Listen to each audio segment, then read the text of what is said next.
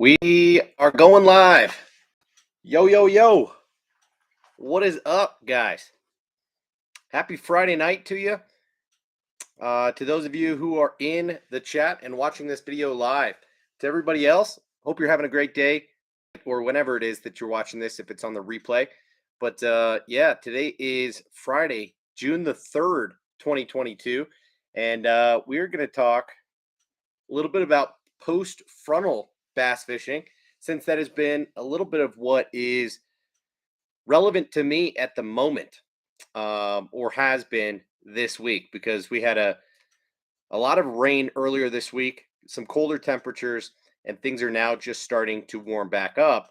So we're going to talk a little bit about that, and then of course we can just open this up and talk about whatever it is that you guys want to talk about tonight. So once we give people a couple of moments to hop in here, we will get into a little bit of a recap of my week. I've only been out on the water twice, but it's been a relatively productive week. I see that Matt and Abe and Bruce and Daniel and Adam are all in here. What's up, gentlemen? How are you doing tonight? Hope everybody's doing well.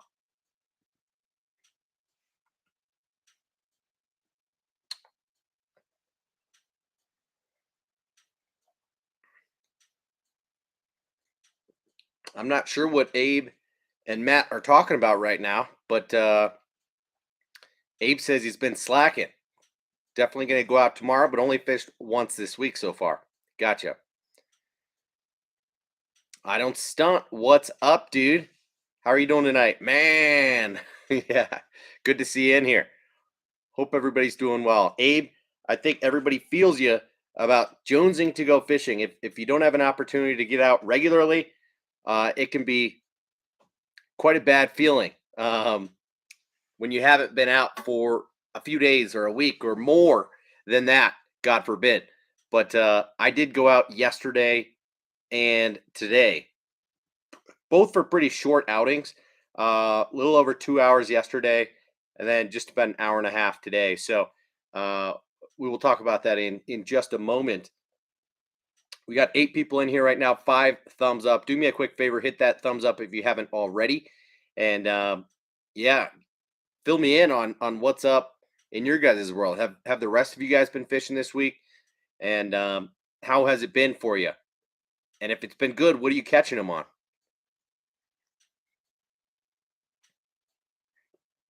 Adam says he just had a horrible dinner at Chili's. Well, dude, maybe you ought to go somewhere other than Chili's, but I'm sorry to hear about the bad experience, for sure. That sucks. Not a great way to start a weekend, but it is summertime and warm in most places. Tomorrow's going to be the first day that I take my kids to the pool in our neighborhood, which definitely looking forward to. Harry, what's up, dude? Yeah, newcomer. I don't recognize your handle, but very glad to have you in here. Thanks for not only watching, but for jumping in the chat. We welcome that all day and all night. So hope all is going well with you. Feel free to let us know what's up in your world and whether you've been fishing recently, and if so, how you've been catching them. Because that is exactly what I'm going to do here in 1 second. Like I said, I've been out twice this week, and we had some storms earlier in the week. So, quite frankly, Frank, what's up, dude? He says that's annoying. When I'm casting, I can't type anything into the chat. Are you fishing right now, dude? Adam says he's going on the boat tomorrow. Gotcha. That is an upside for sure, especially fishing with your dad, man. Oh, Frank is casting to the TV. Oh, that's funny, dude. I thought you were fishing. So you're streaming this, casting it onto your TV. So I probably look huge right now to you, where I'm on my laptop, seeing about 8 inches of me right now. Um, I'm not going to make the joke. I just felt like making, but yeah, cool. Well, good deal. Let's get into this because, like I said, I've been out on the water twice this week. We had some serious rain and colder weather, especially at night earlier in the week. So things are just starting to warm up. Yesterday was like the first nice day. Uh, Day before yesterday on Wednesday was our first day after the storms. Tuesday was just completely raining. So typically, in my experience, the day after a storm can be very, very challenging. But 2 days after a storm, it can, depending on how much it warms up, it can start to turn around and fishing can start getting to be reasonable again. So um, I went out with very clear intentions yesterday to throw finesse and catch them on slow moving presentations. And that is what I did. I was out for, like I said, just 2 or 2.5 hours and managed to catch 10 fish, primarily on a drop shot. Now, this is a shallow pond, maybe 5 acres or a little bit bigger than that. But these fish love to get up in the shallows or on the riprap on the far side over by the train tracks. And so on warm days, especially this time of year, the fish will push up onto that riprap bank, and I'll be able to sight fish them from higher up on the bank, or just kind of make longer parallel casts so that they don't see me coming because these fish spook pretty easily. But I got to the pond and there was nobody there. So I went out on one of the two docks on the near side of the pond. Kind of had first dibs on the spot that I really like to fish first before walking all the way around and covering the riprap dam side of the pond. So uh, that is what I did first. And things kind of popped off immediately. So turns out I never even left that spot. Uh, Caught all of my fish from that same dock. It's like a probably 20-yard walk way out into not the center of the pond at all, but you're not on the bank. It's a pretty lengthy, uh, floating dock that goes out. So you you can kind of fan cast from there. I didn't even get all the way out onto the dock. I'm out on the walkway and can see fish pushed up into these pads and these cattails. So right away, the fish spook, and it's natural for them to kind of run away and hide up in the cattails, and that tends to happen. So right away, I knew that I needed to be super stealthy, and then I needed to use slow moving presentations. We had a little bit of a ripple on the water, so visibility was not fantastic, though the water was clear. So the fish were not right up close to me; they had kind of spooked off. So I immediately went to a brighter presentation and threw this guy, the Savage Gear Ned Salamander, in this bright chartreuse color. I'd had a little bit of luck on this last week and had some good success on this bait last year. I've got it in 3 or 4 different colors, maybe 5, and I really like it. As you can see, this thing has a ton of action on it. So you really don't have to work the bait all that much. And because it's made from Duratech, it is a floating material, but I'll tell you that it manages to stay pretty horizontal with ease. So nose hooked on a drop shot, this thing has been wicked for me for a while. Now, of course, you are going to get some slime and some grass hung up on this thing. And if you pitch it too far into the cattails, which I did a couple of times, it can take some force to get that back out without breaking off. But I did manage to hang on to this one single bait, and this thing is probably now 15 or so fish in, and is showing very little form or very little signs when it comes to wear and tear, other than the hook point in the nose, where I've come in and out a few different times, because every now and again it'll get twisted up on the hook, it'll get messed up, so I kind of have to re-rig it. So the nose is looking a little bit goofy, but the bait is still in perfect condition. So the chartreuse color allowed me to see the bait from as far as maybe 30 or 40 feet away. If I was making longer pitches with the drop shot, I could still see this thing very easily, even with the wind.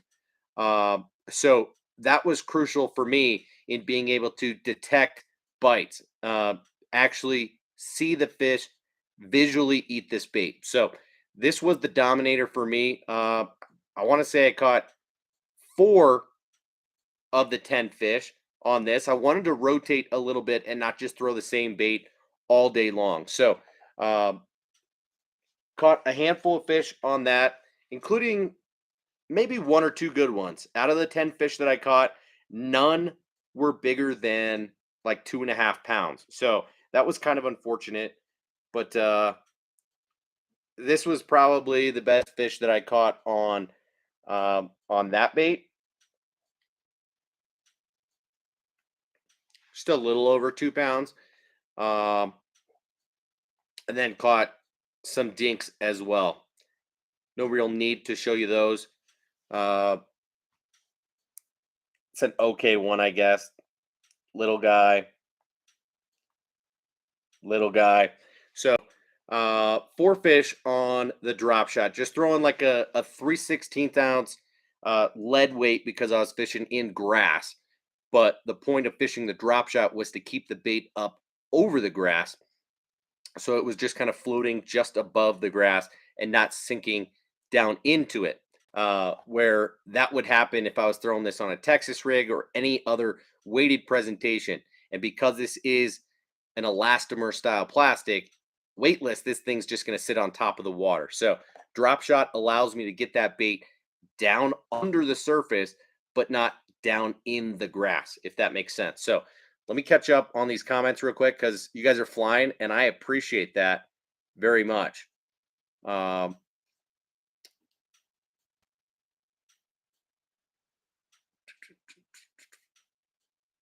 Matt got his order from the hookup, topwater baits and jigs.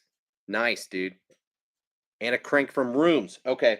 Yeah, I remember seeing some of that stuff from Rooms that the hookup was posting about.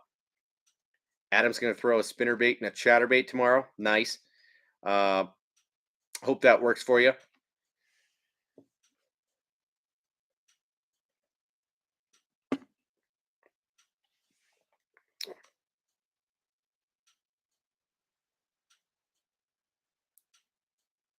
Adam won a giveaway last night on the Burley live stream, and Frank was fishing during the live stream, and the walleye stopped biting when you started watching the live stream. Well, dang, Guggen Slayer in the house. What's up, dude? Adam Myhera in the house. 11 people in the chat and only 6 likes.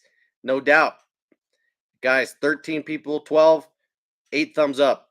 Hit that thumbs up for me real quick, okay?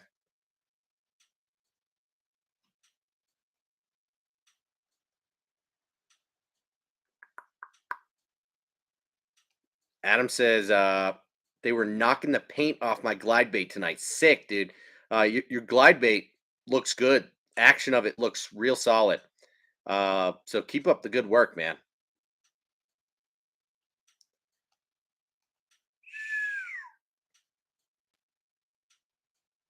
Adam, yes, it is. There are a handful of companies that are now using similar materials to this. Savage Gear calls theirs Duratech. And they make a few different baits out of it, and they're all pretty good. Molex makes a couple of baits out of what they call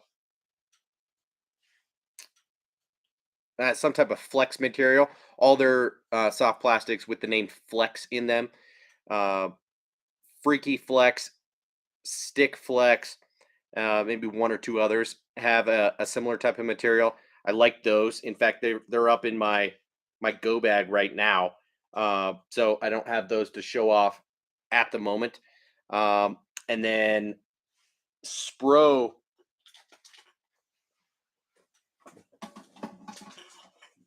I actually do have one of the newer Molex baits.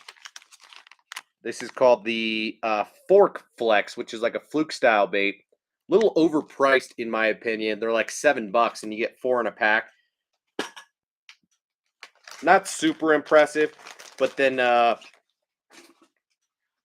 Spro makes these out of a Dura Tough, and this is their Ned worm called the Sakura Worm.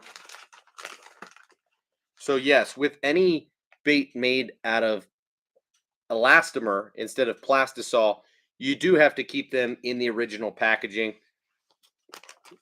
One, because yes, you're absolutely right, they will melt traditional plastisol and make a mess wherever you have them stored together. But two, they will warp hard plastic boxes if you keep them in standard stowaway boxes. So you don't really want to do that. There are certain types of plastisol that will do that as well, like Zoom soft plastics will really mess up those boxes and cause them to warp. So you do need to keep them in their original packaging, which is not necessarily ideal, but Savage Gear does a great job of packaging their baits in clamshells and making the bags sized to the clamshell, so that you're not dealing with a lot of excess space like you just saw with this Spro. This bag could be half the size when you think about the size of this bait, and that's pretty annoying. But certain companies like Savage Gear and Molex have done a really good job of packaging their Duratech, Duratough, whatever you call it, type of baits. But yes, similar to 3X. However, the 3X material that Strike King has salt in it, so they don't necessarily float straight out of the pack. Especially like the Zero, which is their stick bait. That thing sinks. So with those, you really notice as you stretch them that the salt will come out of them. This is the Strike King Z2 fluke style bait. I use it on the back of a Chatterbait, and it's an awesome Chatterbait trailer, quite honestly. Not only because this color pattern matches this green pumpkin shad jackhammer perfectly, but because of that action just being perfect on the back of a Chatterbait. So that one has a little less salt in it, but the 3X typically do have a little bit more salt in them. Harry says, I haven't been able to get out and fish yet. I've been under the weather and recovering from some things. Hopefully in the next week or so, I'll be able to hit the ponds. Pretty excited about it. Nice, Harry. Abe says, hey, Tyler, did you see Mike Iconelli's vid on a free hook drop shot? If so, what do you think? I think I did. I didn't watch it very closely because it seemed a little bit weird to me. He was essentially saying somewhere between a free rig and a drop shot, right? Just threading the hook on instead of tying it on. So kind of the opposite of a free rig. Did he thread the hook on and then tie the weight onto the bottom? I think. Seems a little bit weird to me. I don't necessarily understand it. I didn't put any real thought into why he's doing that or whether I might give it a shot. So I can't quite respond to that. Sorry, Abe. Ron Holly, Bassless Chap in the house. What's up, my man? Hope you're doing well, Ron.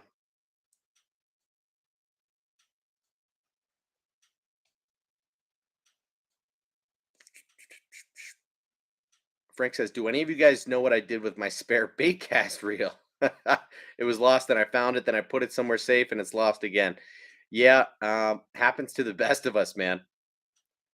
Adam, I am still testing out bait fuel, but I'm going to get around to talking about that because I've used it a fair amount now, 3 or 4 times out, and I've already used a fair amount of the bottle that's up in my backpack that I was using today. So I pulled this one out of the package to put in the thumbnail for tonight, and do want to talk about bait fuel because it did play a role yesterday in particular. So, as I mentioned, I caught those 4 fish on the Savage Gear Ned Salamander, right, in the chartreuse color. Obviously, not a very realistic color pattern, but helps me be able to see the bait from further away. And if fish are starting to make beds and they already feel pretty protected where they are, they don't know that I'm there. These fish were, a good 20 to 40 feet away from me. I was doing a full pitch with my drop shot to get this thing as far back close to the cattails as I could. This was kind of a cutout.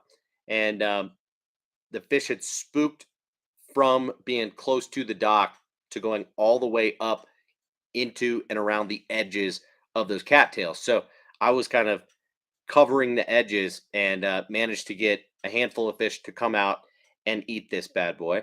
And I had bait fuel on for 3 of those 4 fish catches, not for the first one, but for the subsequent 3 fish. And I do believe that it made a difference in those fish. So um, after that guy, I had this jig still tied on from last week. This is the one that caught me that 3.5, maybe 4 pounder that I showed you guys last week, skipping up under a dock at a different lake that I fish on my way out after I had already done a couple hours worth of fishing. Um, I went out on the dock to just like see if I could spot anything. There were probably half a dozen or 8 other people fishing from that dock, and I really don't like to jump in when people are doing that. So I was just kind of scoping around, and then everybody was on like the main part of the dock. So on the walkway, I just decided to make a couple skips under the dock and managed to catch a really good fish in front of everybody, um, which was kind of a fun deal. But this is that jig. So it's a Strike King tour grade finesse football jig, I believe. And so it's got a relatively light wire hook on there. I want to say it's maybe a 2/0, relatively light weed guard. It does a fair job at keeping weeds and grass off of it, but it pairs up perfectly, this green pumpkin chartreuse color, with the 2.8 bellows gill in the green pumpkin chartreuse. So this combo now has caught me a half a dozen fish over the last couple of weeks, and it's just now to the point where this bait is, you know, really tearing pretty good. And so I'll either need to trash it or rig it upside down, try and find a way to get a little bit more life out of it. But also, this jig does not have the best bait keeper on it. It's a standard lead keeper. Yeah, this thing's even ripping at the nose. So uh, I might as well just take it off of here because it's trashed. But as you can see, it's got a standard lead bait keeper on there. And yeah, this bait is pretty torn up. So yeah, the 2.8 bellows gill has done the trick. The scent is like completely off of it. That's how much I've fished it. And if you've used geek crack baits, you know that the scent stays on these baits remarkably well. So I am down to my last bait in that pack of the 2.8s, and I might need to get another pack for this type of application because I found that the fall rate and the action of this bait on a jig manages to attract slightly larger fish. That was the problem that I had last year in using the 2.8 versus the 3.8 bellows gill. Was the 2.8 was catching me a lot of 1 pounders, a lot of really small fish, and with the lack of durability in these baits, that was a problem for me. I really immediately stepped up to the 3.8-inch size and started catching fish that were significantly larger. So that 3.8 has been much more of a confidence bait for me, but catches bigger fish and a fewer fish, still catches a lot, But this thing was like a fish magnet, but caught a lot of smaller fish. So you could run through a pack of these pretty quickly. And I had 2 of them left from last year out of the like 6 that come in a pack, and decided to thread one of these things on a jig, and it's been catching me better fish. So happy about that.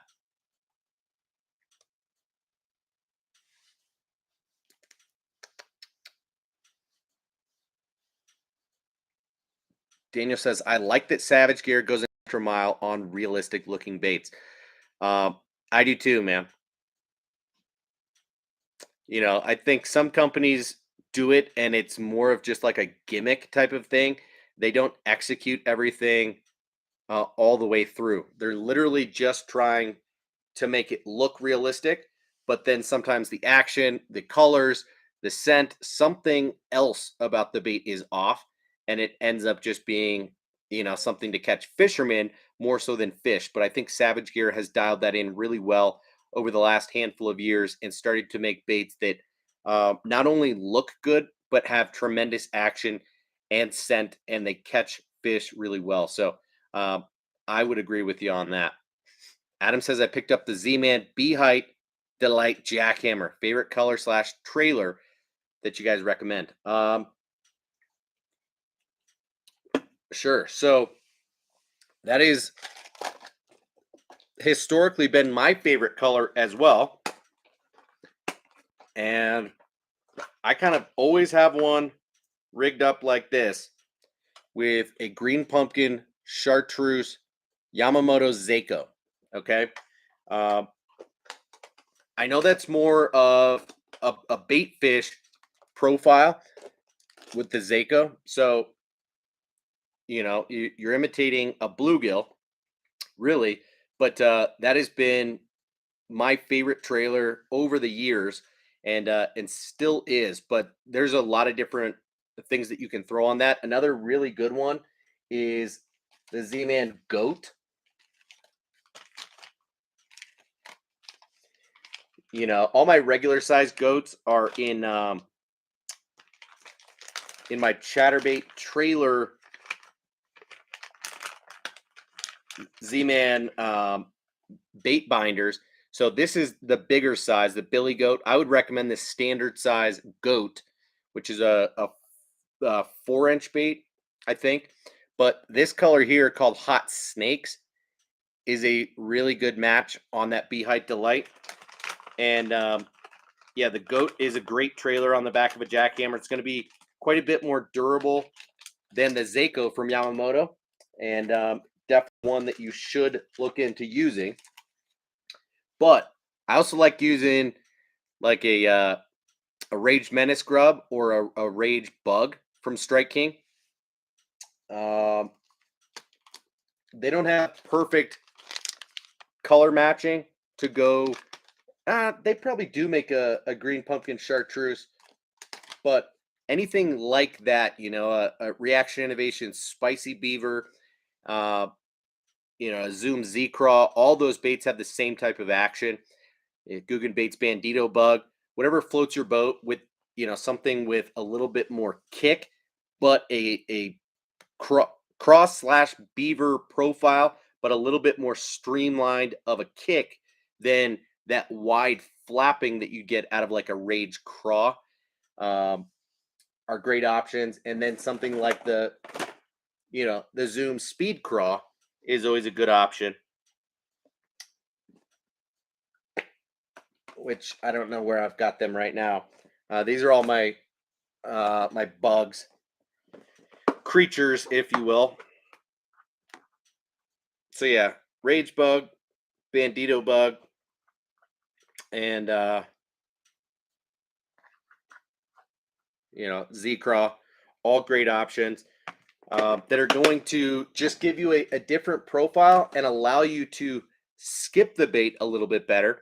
And it's gonna bulk out the bait and give you just a little bit more streamlined of an action where you can fish it a little bit slower and you'll be able to skip the bait better. If you're using a Seiko, for example, that thing's gonna swim a little bit tighter, and therefore you're going to have to fish it just a little bit faster.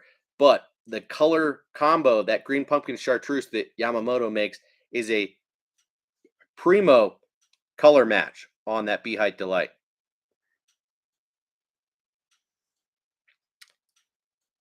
Ron says, Tyler, have you put some scented baits, some unscented baits in with the max scent bags? Dude, I still have not done that yet, but I need to, right? You know, I've got a couple packs of, like, you know, the Berkeley Max Scent Chigger Craws that I definitely can and need to combine into the same pack. I've got a couple packs of these D worms in this same color that can be combined. So I need to do that experiment for you guys because it is proven that Max Scent works really well. But right now, more of my main focus is really to get a feel for bait fuel and whether or not it works and what my confidence level is in it. So to be continued, but please do keep asking because I need to give that a shot. Abe says line bobber above and below the hook. What? Line bobber above and below the hook and weight on the bottom. Supposed to let the bait have 360 movement. Yeah, because you've threaded the hook. But I don't know where 360 movement is like necessarily ideal or necessary. Because a drop shot allows it to do that just fine a lot of the time. You know, you are going to get line twist because when you move your bait on a drop shot, it is sometimes going to turn a little bit.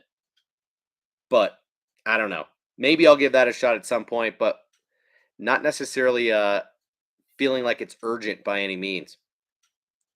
Ron says a gazillion lures, no scale. What are you saying? I don't have a scale? I do have a scale. And I use it, half the time. Menace Grub would be a good choice. Yeah, Menace Grub is good, but I've gotten a little bit away from it now that the Z-Man Goat has come out for two reasons. You get a very similar action from the Goat as you do with the Menace Grub. You get better durability, and you get a slightly more keeled profile. I will show you. I swear, I've got a box of nothing but Menace Grubs.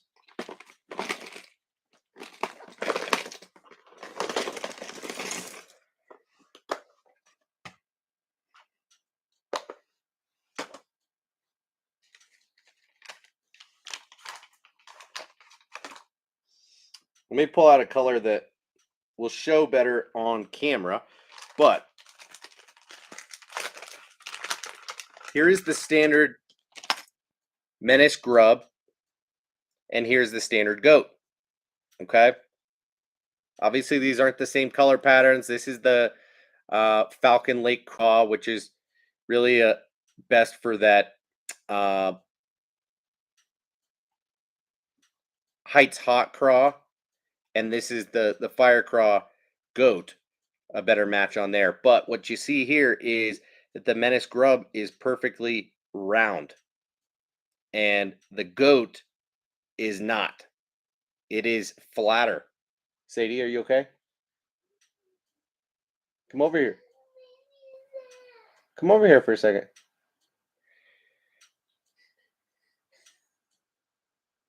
So better for skipping, better durability. You can come over here. You want to say hi?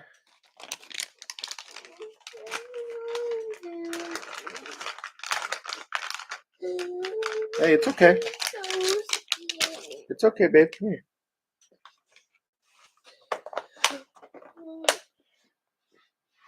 Can you slip over here and sit on my lap? You're going to meet my 4-year-old, Sadie, for the first time on this stream. Big step. Ooh. Ooh. Sadie, say hi. Can you wave? Do you see yourself on the screen? So this is beautiful Sadie, and she's the one that's been struggling to sleep for a while now. Not just tonight, but on a lot of these streams. So that is why I often leave. Look, Abe and Michael, they say hi, Sadie. Can you wave to them? Adam says hi. All these guys are saying hi to you right now. Yeah. It's way past your bedtime. It's now over 2 hours past your bedtime. You're scared? What are you scared of, babe? I know. All right, I'll walk you back up. Daniel says hi. Abe says hi. No, she knew I was going to be downstairs, Matt. It's all good. Says you're a cutie. What do you think about that? Yeah, are you hiding behind your hair? You tell them what we're going to do tomorrow? Where are we going tomorrow? For the first time this year. Yeah, you do. In the neighborhood? What's next to our playground? It's blue, it's wet. What's it called? We're going swimming. All right. I'm gonna take Sadie upstairs real quick. I'll be back in 1 minute, okay? Will you wave and say bye-bye? Say good to meet you, gentlemen. You blow them a kiss? I bet they love that. Blow them a kiss. Say night-night. Mwah. Give them one of those. All right, off we go. Gotta be careful with all these baits. Oh! Oh! Oh!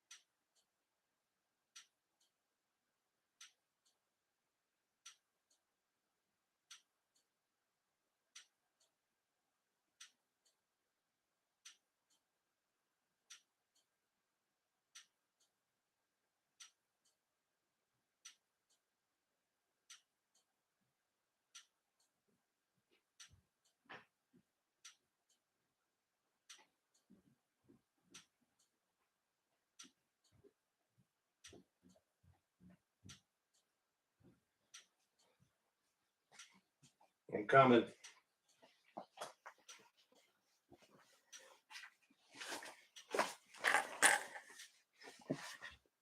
Gentlemen, sorry about that. Adam, you're absolutely right. Being a dad is the most important job that we have the privilege to do. I totally agree with that. I love being a dad. John, Sadie is my 4-year-old daughter, and she struggles to sleep in her own bed. So that is the main reason why I come on here late, is that I put my kids to bed at about 7:30 my time. Usually takes a little while for them to get down.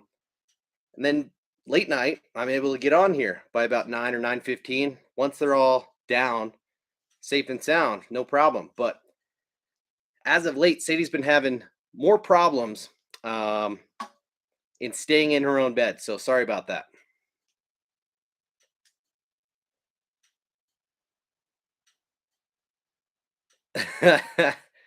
Frank, yes, it's not my bait cave, but rather a security system that I don't use that is here in the house, and it started clicking. I don't know 6 months ago, and there's no circuit breaker attached to it. I can't turn off that clicking.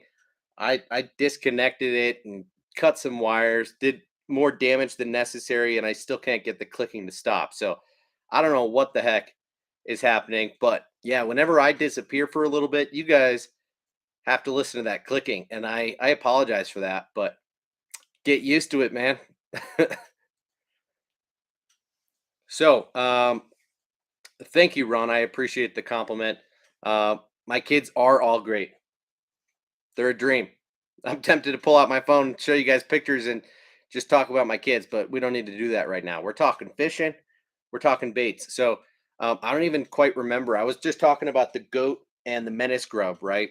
Um, and just how the profile is different. So, with that fully round menace grub, uh, it runs a little bit more streamlined through the water. You can fish it a little bit faster and it won't rise as much on you, but it rolls really easy. So if you're coming up, if you're banging rocks or anywhere near wood, you're a lot more prone to snagging using the menace grub than you are the goat.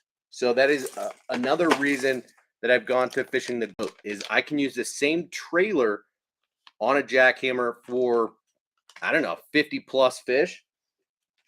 Whereas on the menace grub, it'll usually last me 5, maybe 10 fish at most. So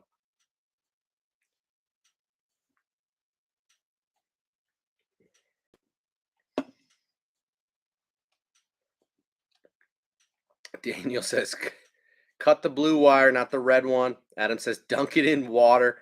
You guys are funny. Adam says, I love the late night stream. You start at 11 p.m. my time. Everyone's asleep and I can enjoy it with no interruptions. Well, that's usually what I try to do as well. But unfortunately, there are some interruptions on my end from time to time. It's not every stream, but it feels like it's been somewhat frequent as of late. Adam, I tried that a little bit last year just to see what it's like. But it is a super subtle action.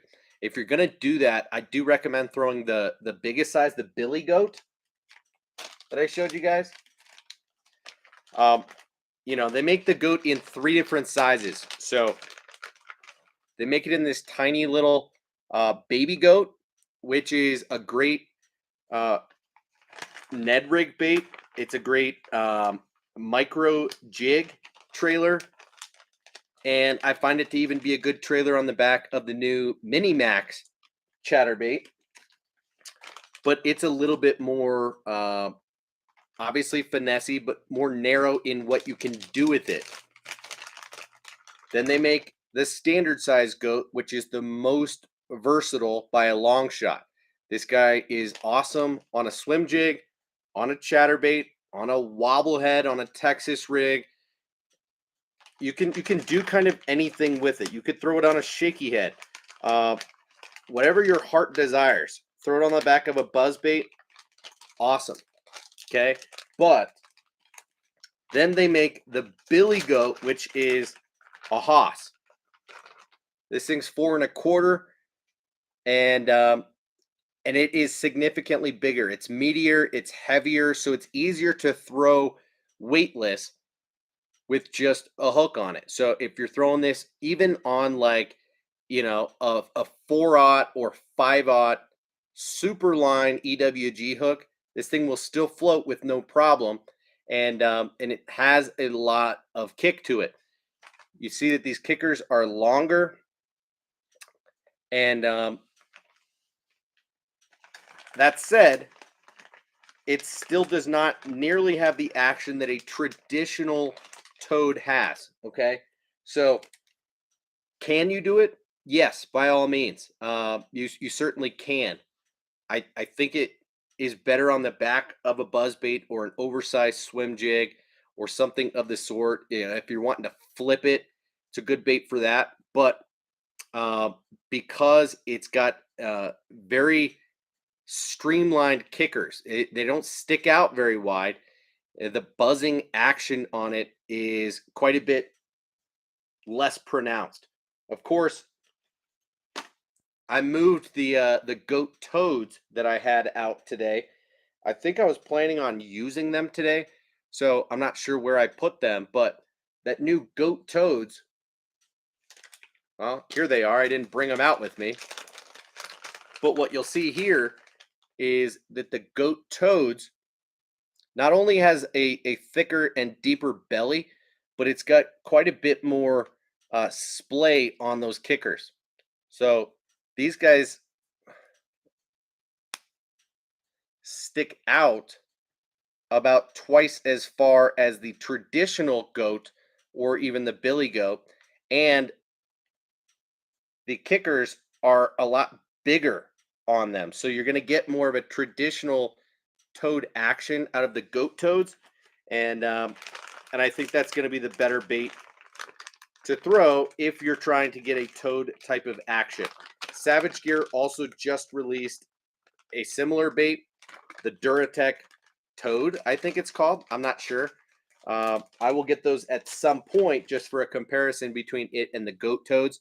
But yeah, if you're looking for a floating toad that you can work on a stop and go type of retrieve, so then you've got like a weedless whopper plopper, which would be kind of the ultimate. Then you're going to want one of those that's made from elastomer. So horny toad on a buzzbait is cool, but so fat. Yeah, you're right. It is. I can pull out my toads. We can talk toads for a couple minutes if you want.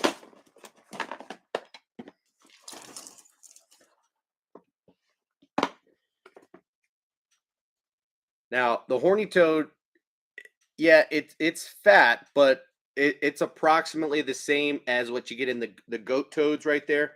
You know, really my historical favorite toad overall, and especially on the back of a buzzbait, is the Stanley Ribbit. You get quite a bit more uh, narrow of a profile. It's much flatter, and because it's flatter and a true flat bottom, you can skip that buzzbait better than you can with a lot of these other toads on the market. Uh, Another good one for that is actually the Strike King Rage Toad. Doesn't have a super deep belly on it, and is good on the back of a buzzbait as well. Now, one that I like for just traditional buzzing toad, not on a buzz bait, but just to work as a toad. This is probably my favorite one, is the Kytek Noisy Flapper.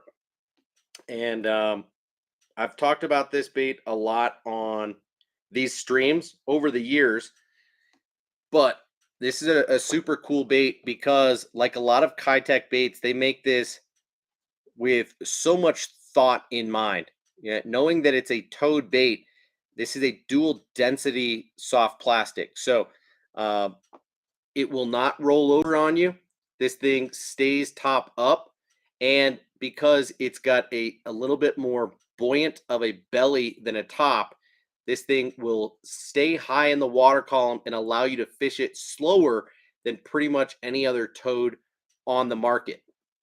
It does have these flanged kickers, which are pretty significant. So you get a lot of kick out of these guys. And it's got this notched nose. So it holds really any type of hook really well.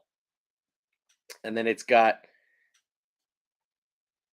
you know, a place for your hook to rest if you're using a single hook, or if you're using a double frog hook, you can actually tuck it into these ridges on the back of the frog. And then the last thing that I do mention sometimes is that you can actually use this bait, like if you look at it like this, obviously it's a frog, but if you look at it like this, it almost looks like a crawdad, right? So now what you get is a bulky craw type of bait. So you can throw this on the back of a swim jig or a chatterbait. Um, and all of a sudden you get a totally different type of bait out of this thing. And this is pretty wicked. So what this color, Ron? Um, I forget what these colors are called at the moment. I wish I could tell you, but um, I can certainly find out that information for you.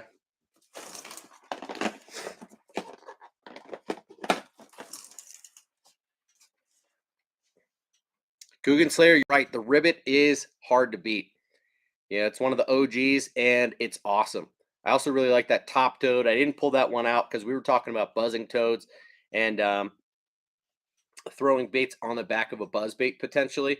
Whereas that, top toad is not for that. You throw this on the Stanley double take frog hook, can tuck it right into this spot here. It's got a solid nose for a screw lock, and because it's a hollow body, this thing will float and it buzzes really well too. So the top toad is an underrated bait. Both are awesome from Stanley.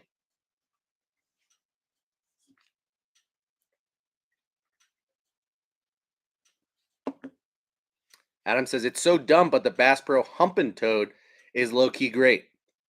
Makes a very satisfying gurgle. Um, yeah, I don't know if that's the same one that I've got, and I don't think I even store them in here anymore. But um, I do have some of those baits, but it's not one of my go-to out of the you know half a dozen or 8 that I tend to use.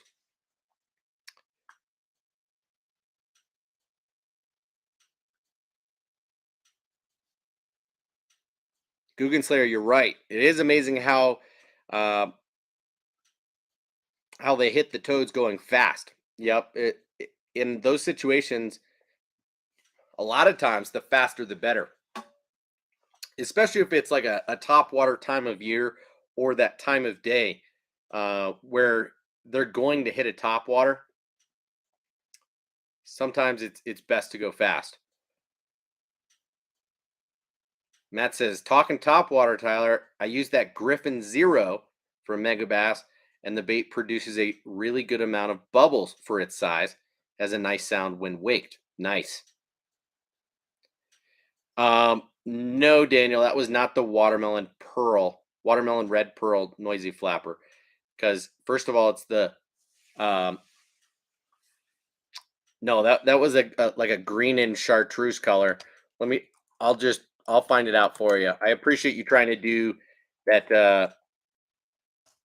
that research for me, but the quickest way to find out that information is to go onto Kytek's website and not go on Tackle Warehouse or elsewhere, but rather go onto their website. So, uh, noisy flapper, yeah, that watermelon red pearl is not the one.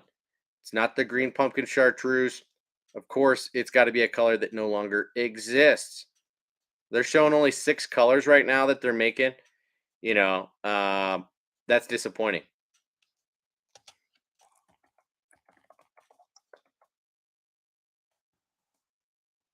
It's like all the ones that I use are now ones that they no longer make.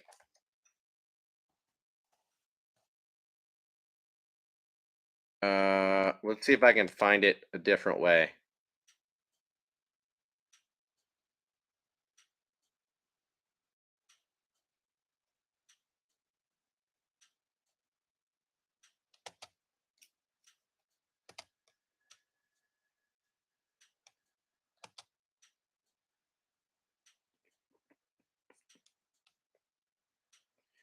Yeah, unfortunately, that color is going to be a little bit hard for you to access unless you buy it like on eBay or something. Um, Kind of disappointing.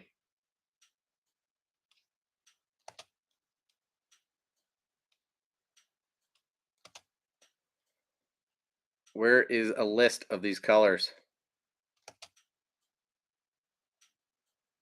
I mean, the color number is 468, but I don't know if that means much. It's called Lime Chartreuse.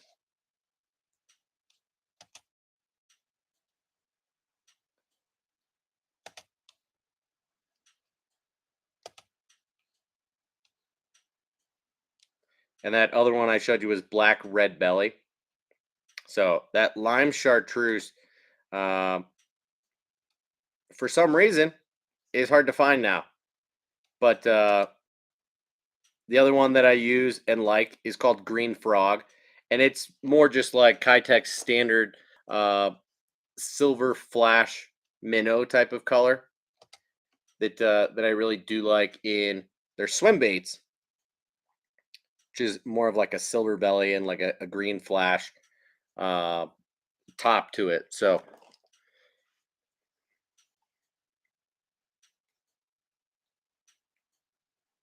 Guggen Guggen Slayer, I also missed the hookup sale, uh, but I will mention another sale that is going on, and I don't know why, but I pulled the trigger on a purchase last night uh, from Midway USA.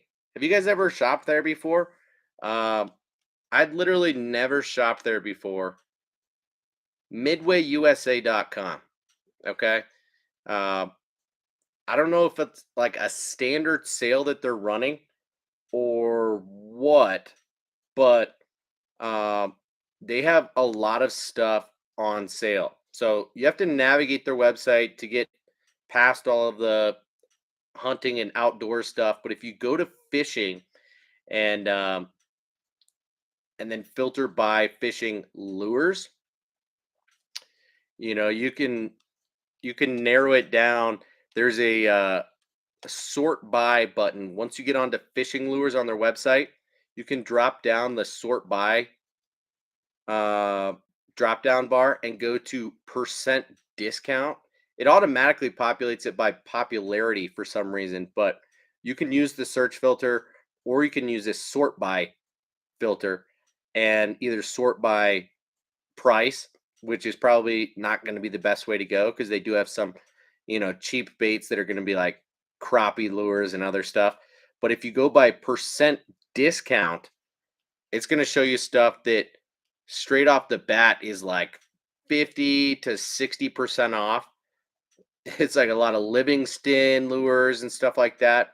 Uh, and then, you get down to some pretty good stuff fairly quickly on, definitely on like the second and third page. So, um, yeah, I will say Jackal and River to Sea are two brands that I really do like, and decided to pull the trigger on a handful of baits that I don't already have. So spent $90 there that I did not necessarily expect to spend, and another purchase that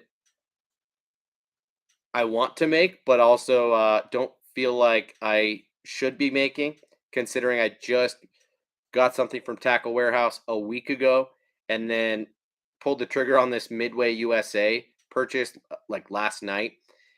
6 cents right now is running a sale on their website, and I don't know what they're labeling it like. Oh, gas prices are high, so we're lowering the price of a lot of our baits.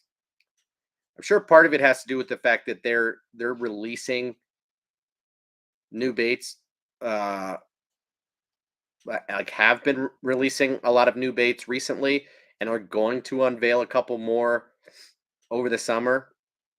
But they've got a ton of their baits on sale right now, and like good savings.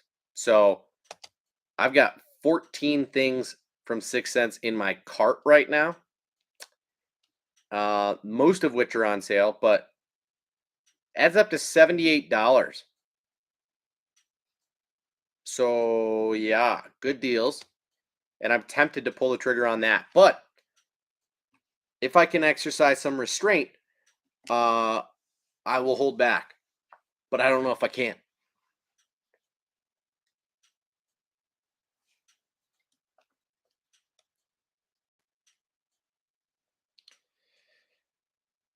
Matt says that's a sleeper website. What, Midway USA? I suppose it is. I had no idea about it.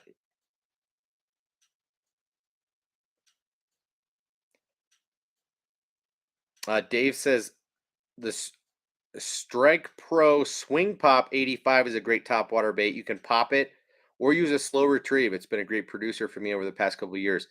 Well, Strike Pro is definitely like under the radar. Um, although, were they put out by Strike King, or did Strike King really just buy the mold for? Hold tight. Yikes. My internet just tripped balls for a second. Let me know if you can see me all right now. I just like glitched for a good 20 seconds. So I apologize for that. Um, are we good? Are we good? We're good now. Okay. All right. Sorry about that, guys. I have no idea what happened, but my connection just got unstable and that kind of freaked me out for a second. So let me catch back up on these comments. Guggen Slayer, what is sus, dude? 6 cents? Are you really that much of a Guggen or what? And Michael said that Midway USA just recently started selling fishing gear. Is that right? Well, they're offering good prices straight off the bat and from companies that I didn't think they could discount, like River to Sea. They've got mapped pricing. So I'm not sure how Midway USA is discounting some of their baits, but like the Biggie Square Bill is one that I've never tried before, right? Uh, it retails like, you know, 10, 11 bucks, something like that. Uh, but it's supposed to be a really good square bill. And they have a couple colors that are on the cheap right now. If I were on StreamYard, I would show you exactly how I learned to navigate their website so that you guys could go do that right now and snag some wicked good deals. But yeah, I grabbed a couple of the Biggie, maybe just one of each size in that abalone shad color, which is an awesome color made by River to Sea. But also this frog here that I picked up like a week or two ago and paid full price from Discount Tackle because again, River to Sea has mapped pricing. You can't find their stuff discounted uh, pretty much ever. But this frog, first impressions are very, very good, and I'm excited about it. So this is the smaller 55 size. I picked up two of them, and I noticed that they had a couple sizes of the 55 and the 65 that were on sale for like $6, something like that. Like wicked good deals. So I picked up a couple of those, but I don't want to spoil everything. You guys will see that unboxing coming up here in, I don't know, a week or so.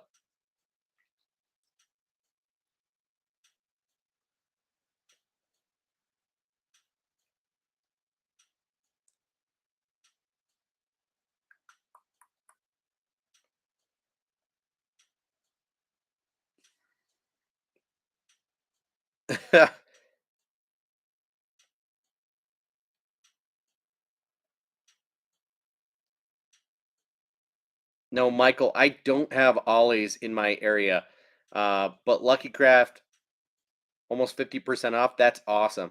Um, the place where I got Lucky Craft for really good deals recently and picked up some of the BDS crankbaits, um, as well as a few other baits like the KJ Flat 1.5 and that Slender Pointer jerk bait was from Fisherman's Warehouse, and I think those are still on sale.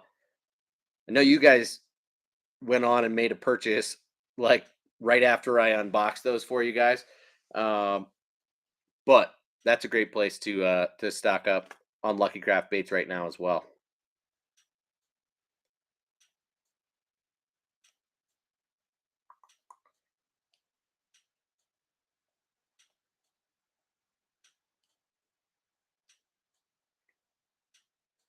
Oh, Guggen Slayer says Midway USA is sus. I don't know. Maybe it is. I don't know.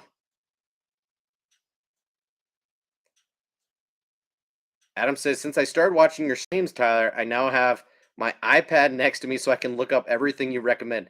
That is funny, but cool. I appreciate you doing that, man.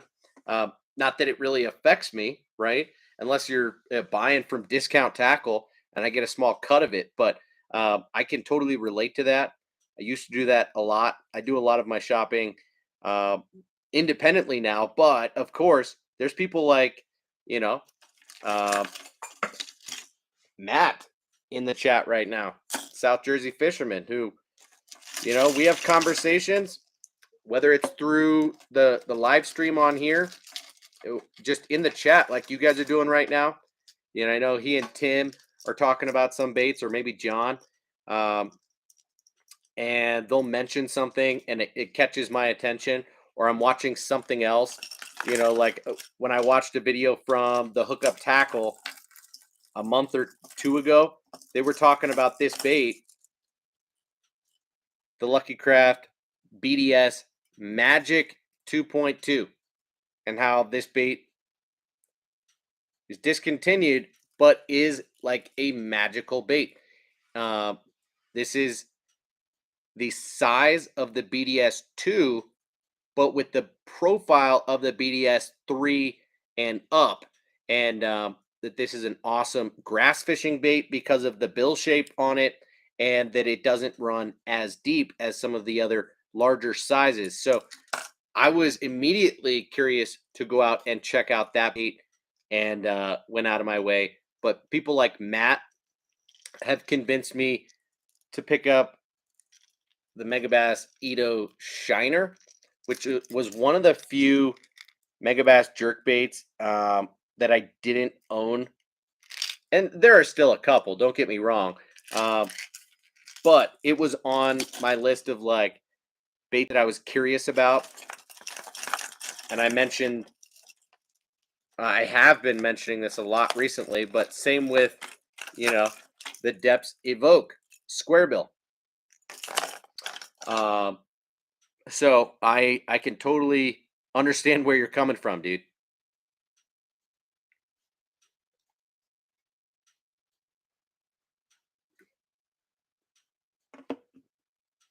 Bruce says 335,000 subs on YouTube. What, Midway USA? Sheesh. I didn't know they even had a YouTube channel, dude. That's insane.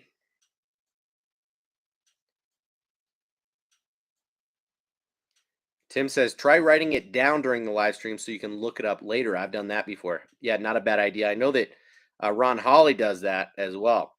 Pulls out a pen and paper so that he can take some notes. Adam says, I think we all got Lucky Craft that night. Yeah, I hear you. The deals were too good, and the colors were wicked, dude. Some of these colors are ones that you can't find many places, right? This MS Japan shad, super sexy. This MS Zebra Ghost Minnow, super sexy. Who doesn't love a standard Ghost Minnow that Lucky Craft makes? But when you get that MS scale pattern on there as well, too good. John says, the Hookup has custom colors in the BDS Magic 2.2, but they aren't really selling. Yeah, well, they just recently got those in. It was when they first talked about it, a month or two ago, that it caught my attention. I went on a wild goose chase looking for them. And then just, I don't know, last month, they managed to get some of those custom colors in the Magic 2.2. So it's not like they're impossible to find, but they're very hard to find. The Hookup has them for the moment, but it's not a bait that is in production and available here in the US really anymore.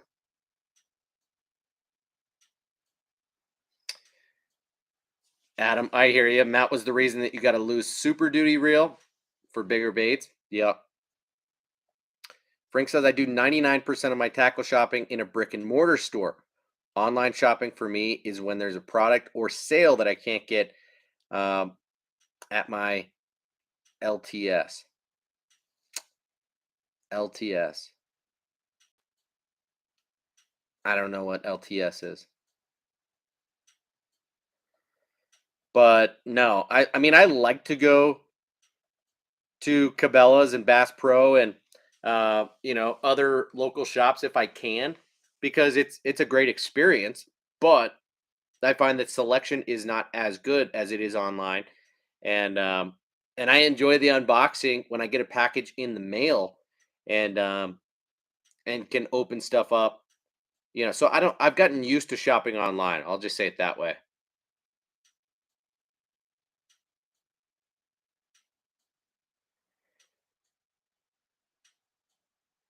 Tim says, funny you mentioned the Lucky Crafts. I just picked up a few of the old uh, RVS 120 spinner baits.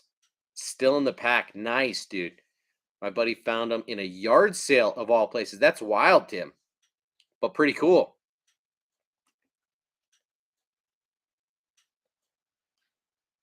JJH 2613. Spend at least $100 on the 6 cent sale. On sale items, and you get an extra 10% off. Yeah, that's what I saw, which is wild because a lot of these baits are already 30, 40, 50% off. Like, no joke. I'll tell you a couple of the things that I've got in my cart right now, because maybe you guys will just go buy them and then I won't be able to get them. That'll, demotivate me to make a purchase there. But aside from a few full price baits, like the new drop shot bait that they just released this week, the glitch. Got one pack of those because they've only got 2 colors in stock right now. And one of the Munch shallow diving crankbait that's full price. Um, they have the Munch in the black magic color, 50% off or almost. I think it retails for $9 and it's on sale for $5. The quick suspending lipless crankbait that I absolutely love. They've got a couple of those. There's a red color on sale for $388 right now. The Rayburn Ghost, which is one of my favorite colors that 6 Cents makes, is $488. They've got a gold reactor color for $388. So I've got all of those Quake 80 suspending lipless crankbaits in my cart. The 6 Cents Axis in Tiger Truce. I literally just picked this up last month to give away to one of you guys. I have one of these and I picked this up because it was cheap. It's now even cheaper. It's $388 right now. The Axis retails for like $13. That thing is $4 at the moment in just that color pattern. The Curve Finesse square bill that I recently picked up a handful of, and I'm super jazzed about. And I think I paid full price for these. Maybe not this Rayburn Ghost color. I think it was on sale. But I know the Jink Juice and that bluegill color, I paid the full, $8 or $9 for them. They're like 20, 30% off. So $5 and change. Got a couple of those. The Axis in a bluegill spawn color. This is $688 right now. The splashback poppers. I wanted to here I'm doing stuff now that like I wanted to do on my own later, but while I've got you, I might as well do it now. I wanted to go through my box of poppers and make sure that I didn't already have them because I think I do. The 6 Cents splashback popper is a bait that is interesting to me, but I don't think I've used much. And maybe I don't even have them. Oh, thank God I looked. Okay, so I've got 2 of them, so I can at least remove one from my cart because this Spanish bone color is on sale right now for $7. So I don't need to get this, but I have another one in like a bluegill color in my cart right now. This bait has a really interesting profile to it with this really big cupped face, and it sits ass down in the water. So uh, this is a good popper because it's silent. It's pretty stealthy. It casts decently well, and it's got an interesting but different action on it. And while we're on the topic of poppers, I will mention that today, just for giggles, actually, this was yesterday at the tail end of me catching those 10 fish, I decided to tie on and try out the Shimano World Pop. And that thing has some wicked action on it. It walks perhaps as easy as they come. Uh, I mean, it is essentially a walking bait, and that thing's 69 millimeters long and unbelievable.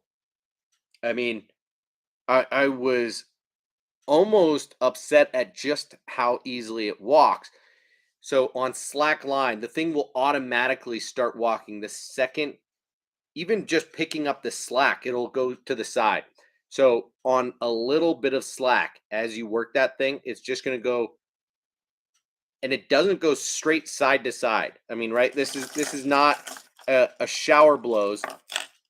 It walks, um, but it walks so easily. Whereas once you pick up that slack and it's on tight line and you pop it harder, it will spit a lot of water. It does not make a blooping sound like you would think, uh, like a lot of other poppers make. This is more of a spitting type of popper and really more of like a walking bait. And then as you kill it, that thing has a lot of that flash to it. So unbelievable. Um, I expected and kind of wanted it to bloop, but it does not make that sound at all. If you work it on tight line and you pop it harder, it will throw a lot of water, but it's just a splash. Um, Makes very little sound. So interesting bait there.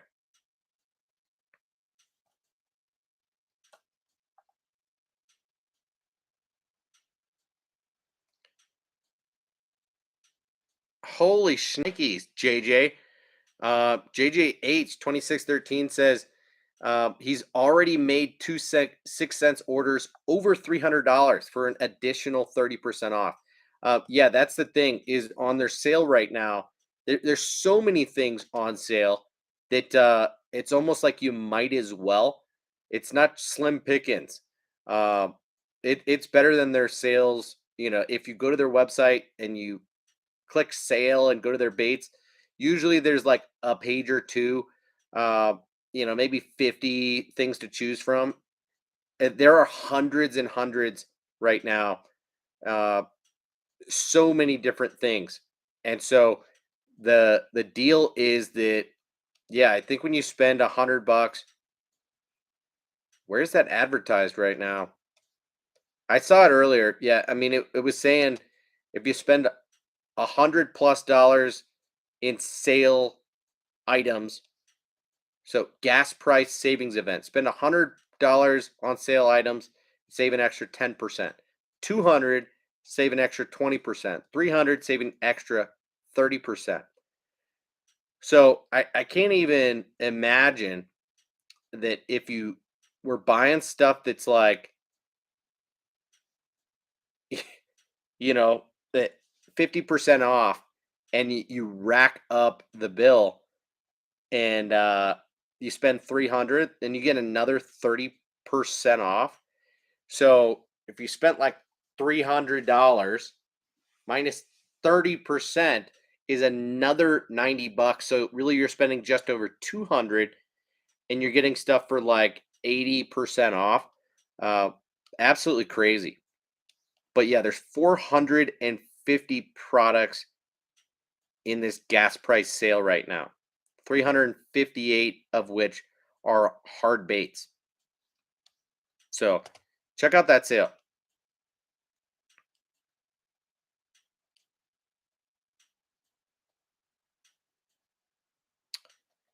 I can't keep up with your guys' comments, but I'm not mad about it. This is pretty sweet.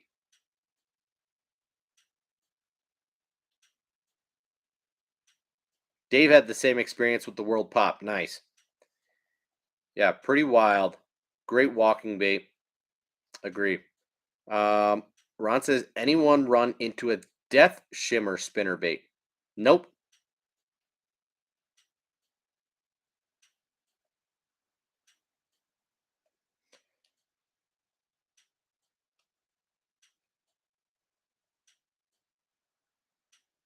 Oh, Matt. Okay. Whiplash spit and wire popper / walking bait.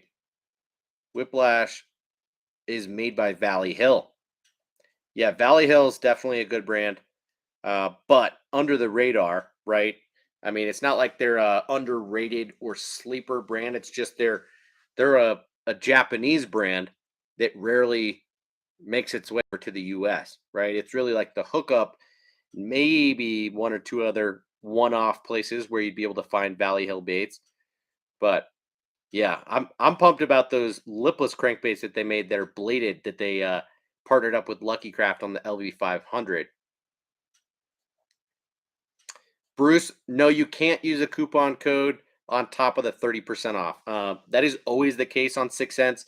If you're buying sale stuff, using a promo code, whether it's Bateman or uh, Justin Royal or any of the other guys, if you're using a standard promo code, that only applies to full priced items, not the sale priced items on the website.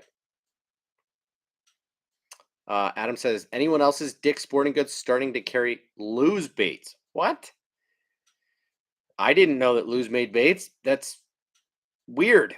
Uh, Makes me curious to look into them, but what in the world? They're called mock lures. Now I'm not interested anymore. Um, Weird. Hmm. And you're right, Bruce. Lose is owned by Strike King, um, but weird, weird, weird. All right, so I used three other baits to catch them yesterday. After using the Savage Gear Ned Salamander on a drop shot and using the Geek Crack Bellows Gill 2.8 on the back of a finesse football jig, even though I was not around rock. This is a pretty light jig. I want to say this is like a quarter or a 5/16 ounce. And so when you get a bulky soft plastic with it, it's got a pretty slow fall as it is. So I used those two baits to catch the first half a dozen fish. And then I just started rotating and playing around more with the bait fuel because I had put bait fuel on the Ned Salamander after that first fish and caught a few more.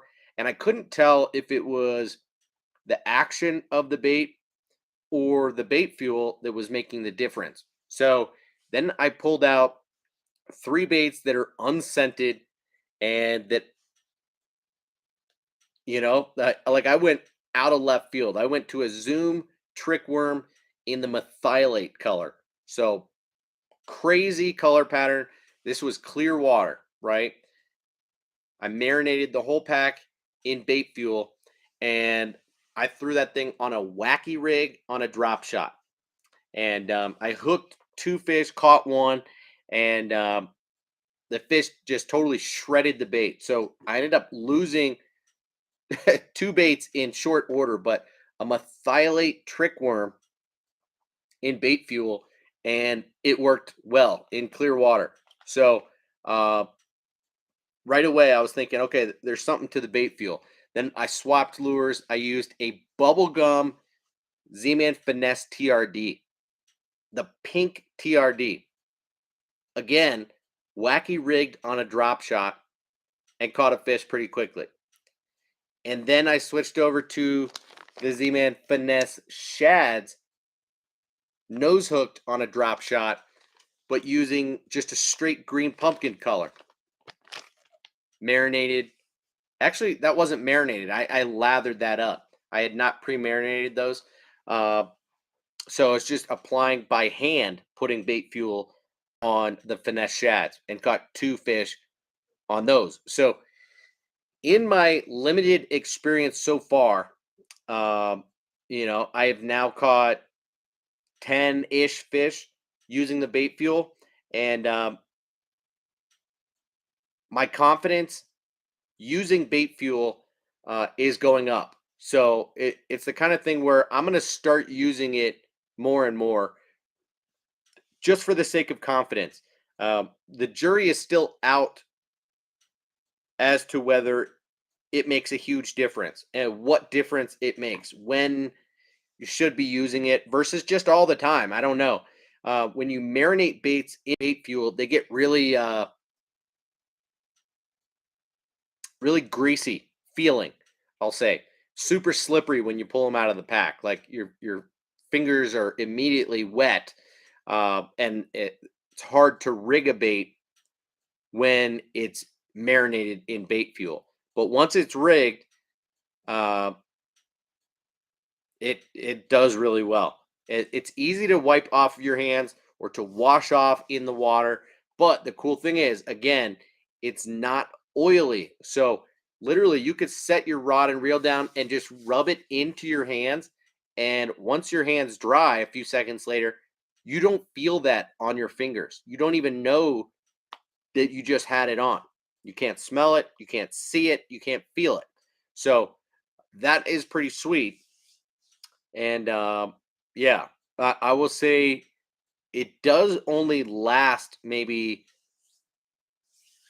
10 or 15 casts, maybe 10 or 15 minutes in the water before it really starts to wear off. So I've noticed that with a few Zoom baits in particular, as well as Z-Man, is that it doesn't last super long. I mean, no scent does, if we're being honest, but that is something to keep in mind. It will penetrate salted baits quite a bit better than ones that are not. So, when you're using Zoom and Z-Man and some of these baits that don't have a lot of salt in them and that a scent or attractant cannot penetrate very well, that's going to make it more difficult. But on baits like the Savage Gear Salamander that have all of these ribs, all of a sudden I found that I can get that attractant up in between all of the ribs, and it stayed on the bait just a little bit longer with the bait like this than it did on the other ones. So, something to keep in mind.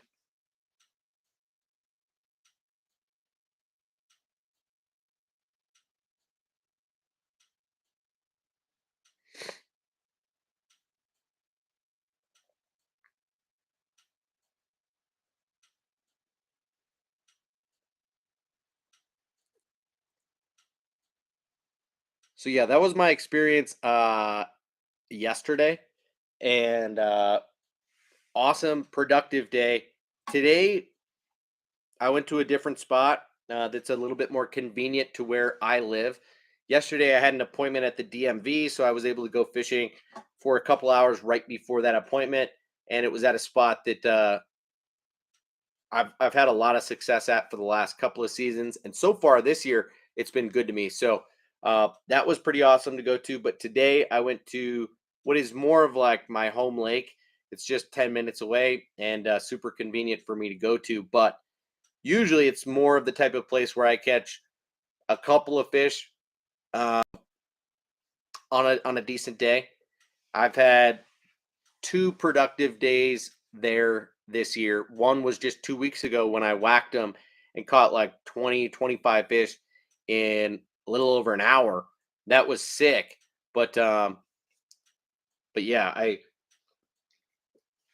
John, that's a great question, dude. I did. I tried it today actually. So I tied on that grenade to try for the first time today, and I threw it Texas rigged. I did not have any pegs, so I threw it on an unpegged Texas rig. And what was really interesting about that rigging of the bait um, was that it acted a lot like a free rig. So when I pitched it out there into slightly deeper water, anything more than like 3 feet, the weight would go faster than the bait. And once the weight hit the bottom, the bait would stop. If your line was still holding slack, if you did not reel up the slack, that bait stops when the weight stops. So then it's staying suspended above the bottom. And then as you start to drag or reel up your slack, then the bait goes down toward the weight and eventually catches up with the weight. And then you can drag or keep it tight and they will stay together. Uh, but I found that really interesting that if you let it fall on slack, the weight will go faster than the bait. The bait will stop when the weight does, and you'll have that separation and that suspending action. So it's like you're fishing a drop shot. So you've got that free falling weight like a free rig, but then you don't get that slow sinking action like you want on a free rig. All of a sudden, then you're left with kind of a hybrid between a drop shot for as long as you want to fish it that way, or if you want to like pop it off a bottom and let that weight fall faster than the bait, then you're keeping your bait up off a bottom. But if you want to keep it tight, then that bait is going to drag on bottom and work like you want it to. But I did throw bait fuel on it, but it was just the wrong place, wrong time. The handful of fish that I did see today were super skittish. Uh, we're not going to eat anything. And I threw a bunch of stuff at them. I was throwing the Jackal Gantarelle, which they were interested in, but just not eating.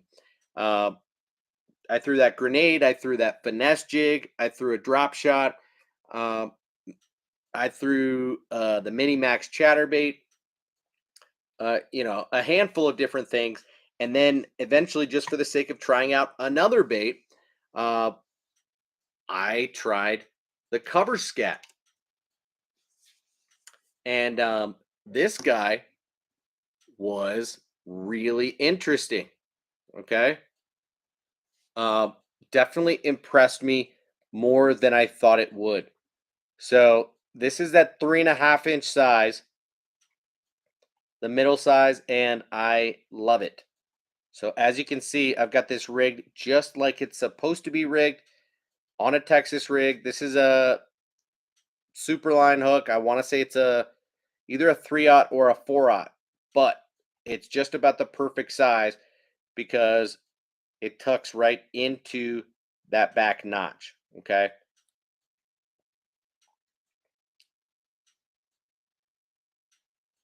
So you want to go in far enough to where then your line tie is buried into the bait.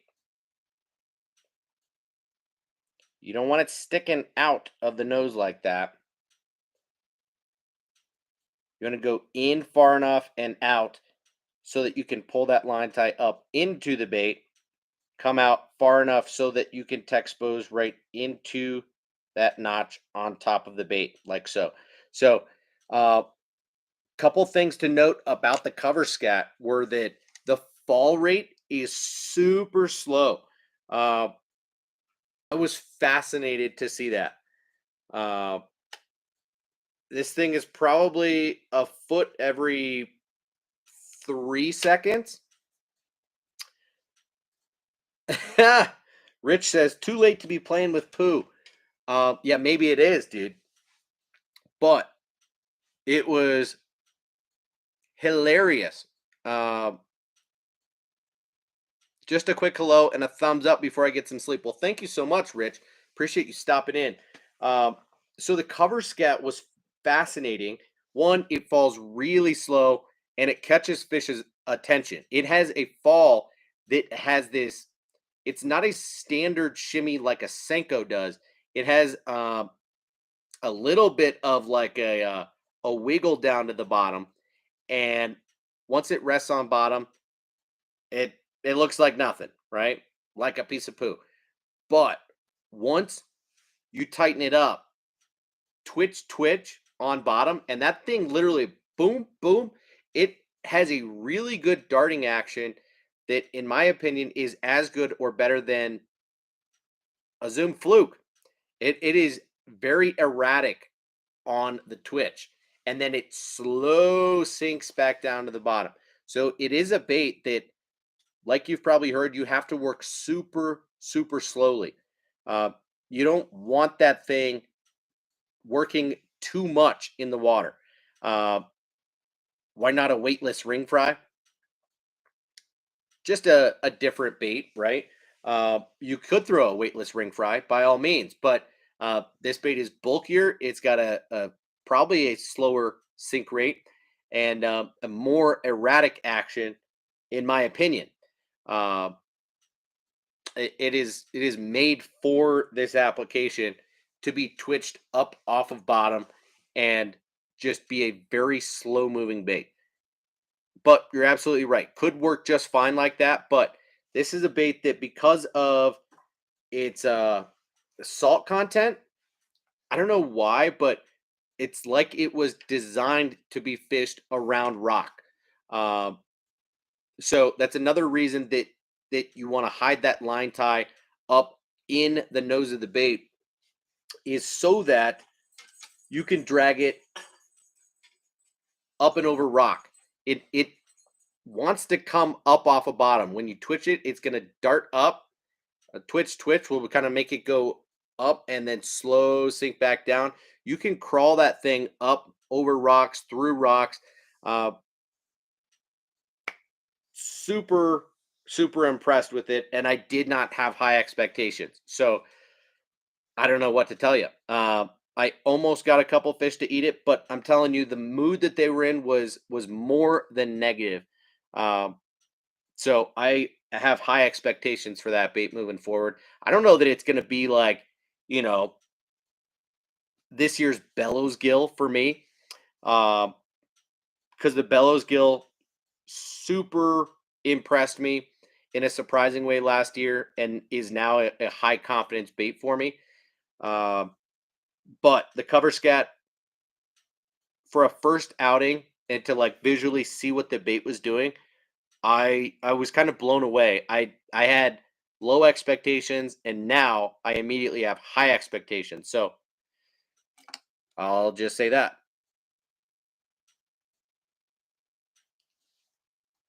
Um, Daniel says, I think it's just the name cover scat that make people not want to buy it. Yeah, maybe calling it a poo bait.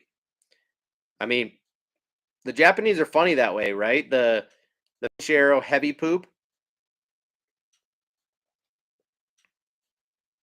Tim says, I bought a bunch of the cover scats at the expo this past January, still haven't used them. Well, I recommend that you at least tie them on and see for yourself how they act in the water and if you think there's a time and a place for them. With that slow fall on them, I think they're going to be great in shallower water. I don't have the patience to count it down to fish it in 10 plus feet of water. I will fish them. Yeah, Ron says, is it a skinny water bait? I don't think it was made to be a skinny water bait, but for me, I see that as an awesome application. Anywhere that you've got rocks, uh, it's going to perform the best because ultimately it's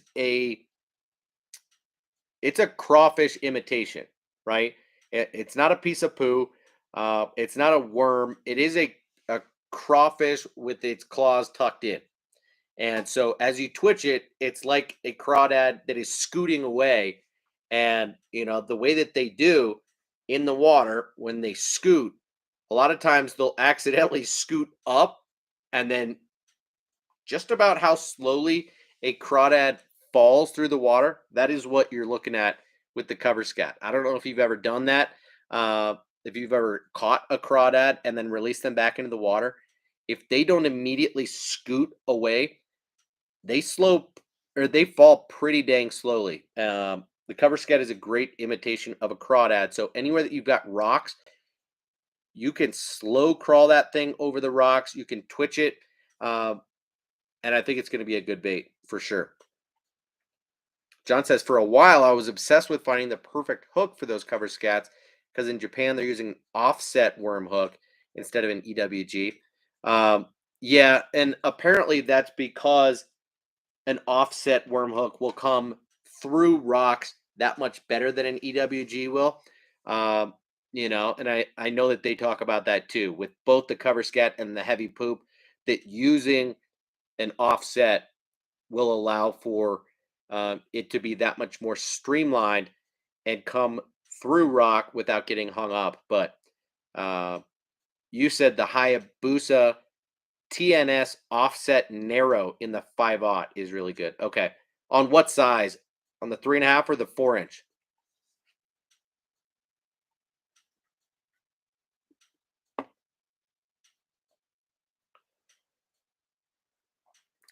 Matt says, Tyler,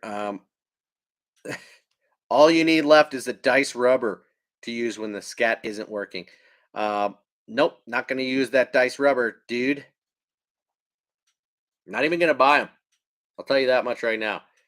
There are some baits out there that I will just never get. That said, Ron Holly, uh, I got very close to picking up, and maybe I did buy them from Tackle Warehouse. Maybe I got one pack. The Berkeley, I don't even what do they call them? The Dark Sleeper made by Berkeley. I don't know, but I think I got one of those, and I know I got one of the Savage Gear. They call it the Structure Gill. Yeah, Berkeley, the Agent E. You're right, Daniel. Um, the thing that I like about the Agent E is that they come two to a pack instead of one, so a little bit better value. But I don't think I like that weed guard. You know, uh, whatever. I could be wrong about that, but I did like that. Tyler from Bass Fishing HQ showed a little bit of underwater comparison of the swimming action between the Agent E and the Dark Sleeper, and showed that the Agent E actually on a straight swim has some head wag to it, and theoretically could make a better straight swim bait um, than the Dark Sleeper. But really, by now, we all know that that category of bait, the reason that the Dark Sleeper has been so popular and now has been imitated by Berkeley and by Savage Gear and will continue to be imitated, is that it's a jig alternative. It is not really meant to be a swim bait. It is a jig alternative that can mimic a goby, can mimic a crawfish, can mimic a bait fish that is sitting on bottom. Now, they just released the sleeper gill. Megabass did, and last year they were hinting at, or it sounded like they were going to release the sleeper craw before they even started talking about the sleeper gill. So I don't know what's going on with the sleeper craw, but uh, should be interesting to see, how people end up employing all three of those baits when you've got the dark sleeper, which is more of like a goby, the sleeper gill, which is obviously more of a gill, which I don't know if it's still going to sit upright when resting on bottom, and then the sleeper craw, which is a lot more obviously going to be a crawfish imitator, and what you would associate with a jig that is a bottom bouncing type of bait. So I'm definitely curious, but yeah, Ron says, "Welcome to the bright side." Yeah, I don't know about that, but you guys know I like to compare baits side by side for myself. So yeah, we'll see.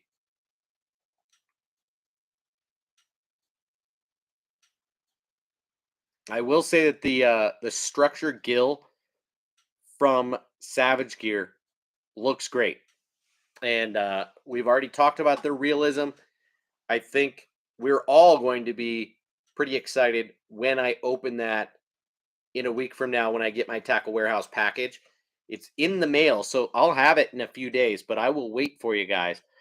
I forget what my wife's work schedule is next week, but I think she works midweek next week. So uh, I'll try to keep you guys posted about that. But Next week, I will have the Tackle Warehouse package and then that Midway USA package to open up and reveal to you guys.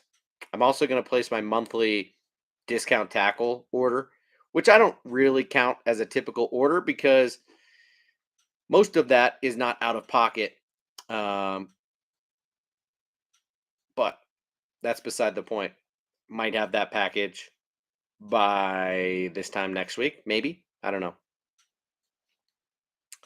Tim says, I've been collecting baits aggressively for 25 to 30 years. I remember you saying that last week. I don't have a son, but I've got two nephews that are going to hit the jackpot if Uncle Tim kicks the bucket. Yeah, I talk that way about my kids. Um, I just hope for their sake that they enjoy fishing the way that I do because they will most certainly hit the jackpot. There is no way that I will be able to use everything that I have now. And I don't see my addiction or my habit changing anytime soon in wanting to keep up with the latest and greatest and be able to try, one thing over another. And it's just a passion to uh to try new things, to learn new things. And of course, we could all get away with throwing 5 lures and never have to fish another thing. But that's not as fun, right? Um, we might as well face it. We're addicted to lures, and is there nothing wrong with it? I was gonna say there's nothing wrong with it. Maybe there's a little bit wrong with it, but also I don't feel guilty about it. There's way worse addictions to have out there. I'll say it that way. Adam says American Legacy had an elite member sale tonight on the sleeper gill. Sold out so fast. Yeah, I'm not surprised. I think that bait is going to sell out really fast at most places. It will probably be hard to get your hands on them for this year, probably.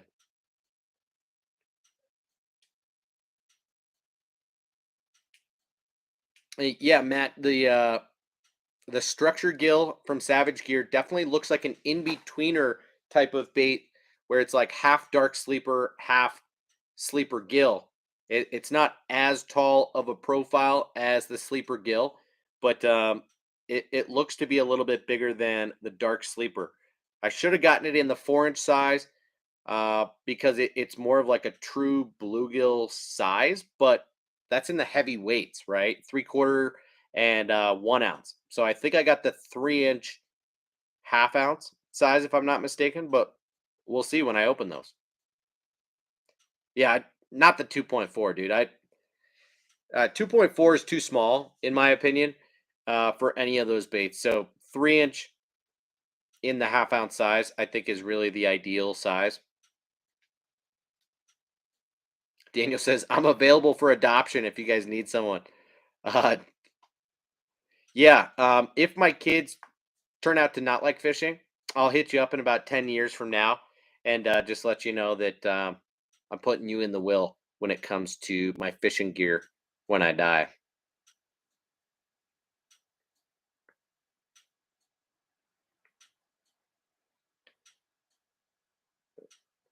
Chicken fried steak, lure addict. Damn right.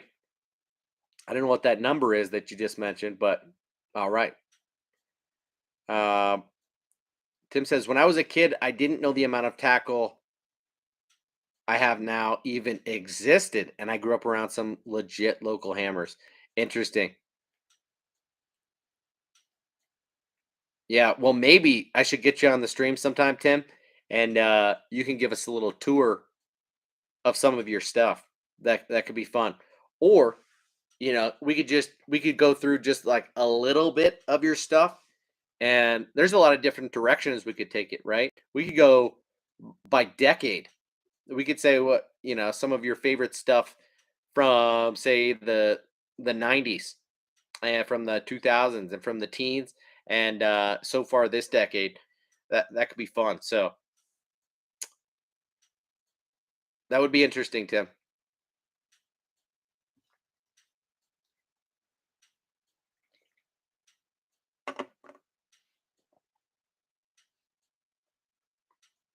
Uh, Matt says, I'd be scared that the fish is going to swallow the bait. If it's that 2.4, yeah, might be hard to get out. The fish could definitely have it in its crushers with a bait that small. But I also just find that it's not going to get as many bites. It doesn't have nearly the presence when it's such a subtle bait as it is, and technically a slower moving presentation. You can fish it on a straight swim, but I think really the bigger the better with that type of bait.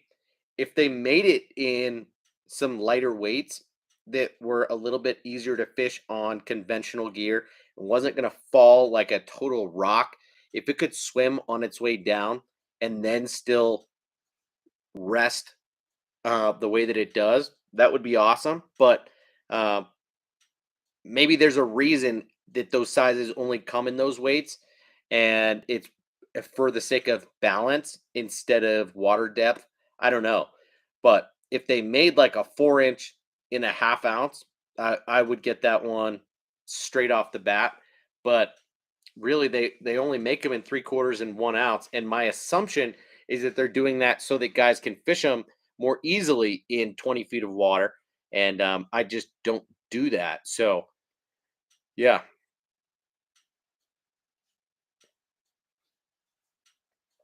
Daniel says, I did win some jewel baits, spinner baits the other day. Have you ever used any of them? I have not. Uh, no. The only jewel baits that I've got are jigs, and they're pretty good. I don't necessarily love their hooks or their bait keepers, but they've got good head designs and good skirts. That's about all I know. Jewel does really good stuff with their skirts, so maybe their spinner baits have good skirts on them too.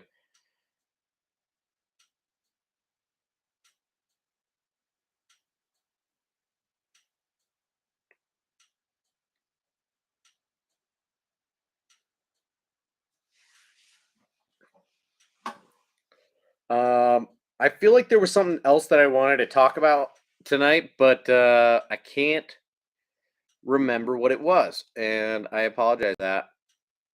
I talked about the World Pop. I talked about the cover scat. Talked about all those baits that I caught them on the other day, as well as the bait fuel, and some of the sales and recent purchases. So I think I've mostly covered like everything that I like came in here wanting to talk about tonight. But you guys tell me, uh, what else do you guys want to talk about? I'm happy to stay on here a little bit longer. I'll crack the other beer that I have, but uh, for the most part, I'm kind of out of like what I came here to talk about.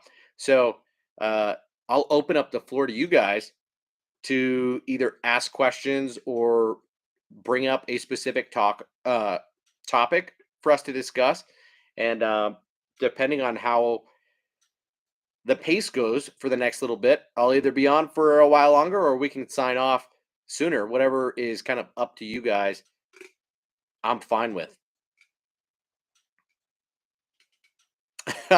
Ron says, I think we all do. My wife says, are you going to open up a shop? Yeah, see, I just try to make sure that my wife doesn't come down here very frequently. Um, yeah. I'm also thinking about reorganizing so that I don't have so much of my Z-Man showing.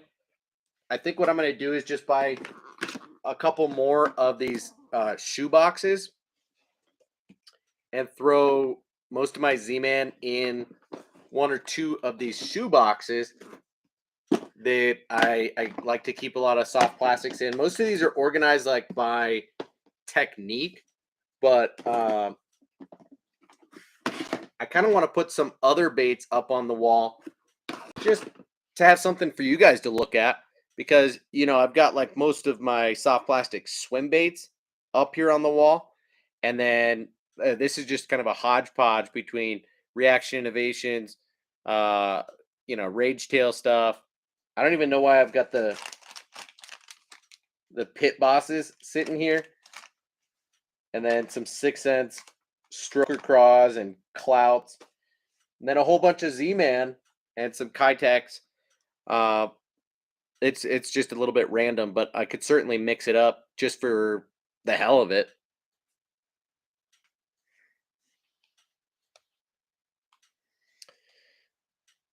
Daniel says it's the ones made to match the Kytek on 3 of them, no skirt. Jewel spinnerbaits made to match up with the Kytek Swing Impact Fat, no skirt. Interesting.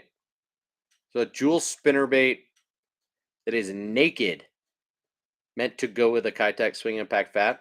Yeah, sounds pretty decent. I don't throw naked spinnerbaits all that frequently, but it can work for sure. I would just throw an underspin in that situation. And I know that some companies have now come out with a top spin, which is kind of a cool concept. But if I'm going skirtless, might as well just throw something like an underspin, uh, so that you've got a little bit more realistic of a look, a little bit better of a hookup ratio as well, and slightly more versatile in when and where you can use the bait.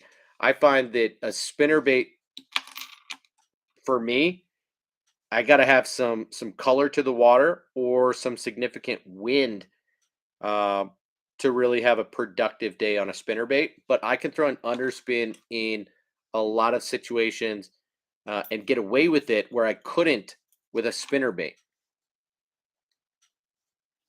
Megaforce, Mark in the house. What's up, Mark? How you doing tonight, man? You're a little bit late to the party, almost 2 hours in, but good to see you in here nonetheless, man.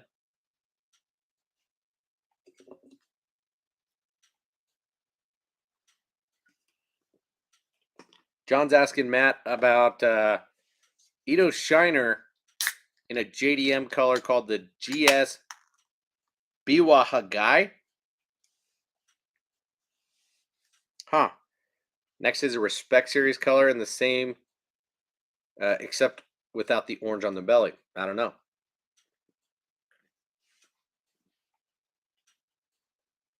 I haven't seen that, but maybe Matt has. Yeah.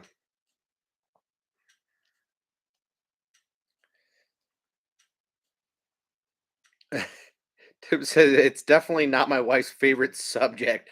When she looks at all my tackle, all she sees is the beach house we could have had by now. Oh damn. Yeah. That's never a great feeling, right?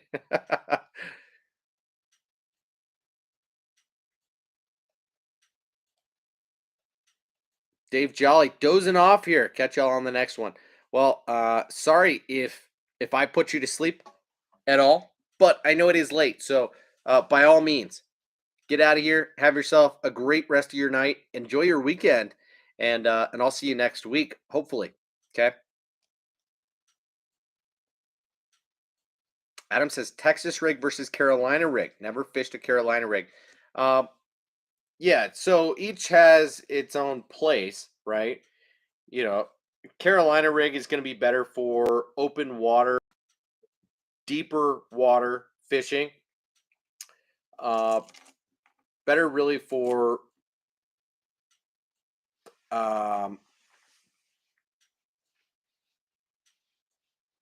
offshore fishing, if you're near some structure offshore. Whereas a Texas rig is better generally for fishing closer to the bank if you're fishing targets. Um, so it depends on what you're doing, but both are super effective.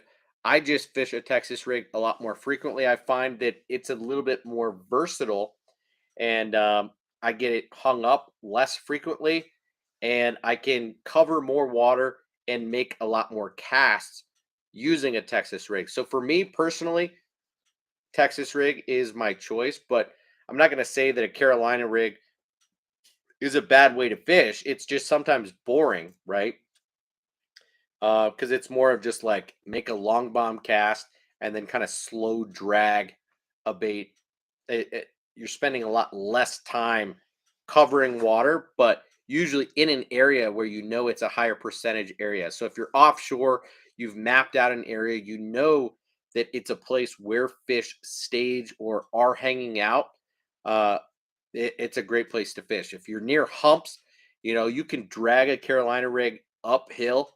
So it's a great way to fish, just a little bit more like specific to certain areas. John says, have you tried mixing jig colors and trailers? Last year I used a brown finesse jig and a pink trailer and it worked well. I hear brown and a black trailer is also good. Yeah, brown, brown and black works really well. Um, I don't do that all that frequently, but I know that a lot of jigs come in brown and black, and I have tied some in some similar colors. I like, brown and green. I like, that's more of like a black light type of color with purple, black, and blue. These are jigs that I tied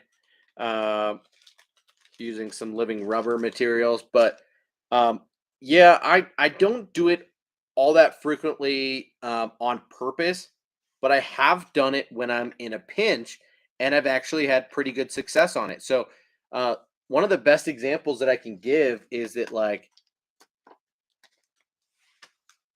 last year I was fishing a jackhammer chatterbait and a swim jig, and I think I was using uh, a white color, and I was using the Rage Menace Grub and just burned through those trailers.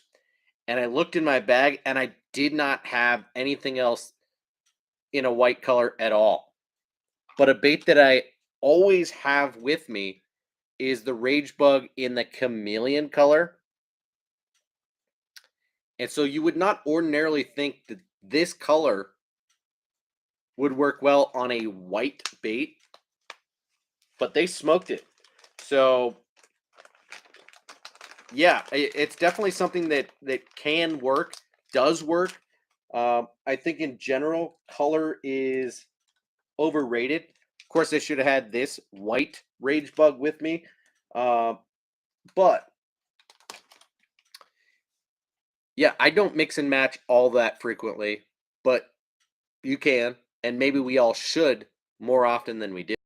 I feel really satisfied when I find something that matches just ever so perfectly, right? You get that green, you get that chartreuse, and it's just like, oh, this is a match made in heaven. Um, Whereas you take something that's green and pink, brown and black, just totally mismatched, and it feels like, wow, this was forced. It doesn't look quite right, but it can work. Chicken Fried Steak says, you fellers ever tried the Strike King Rage Ned Cutter Worms? Yes, I have. I haven't used them as much as I thought that I would have by now. I think I've got them outside because I've been meaning to throw them more frequently. I keep them in my same box as some of my other, like, more versatile Ned baits. Like, these are my more like these are go-to Ned baits that are more like dead sticking baits for me. Um, these are not, but then I've got,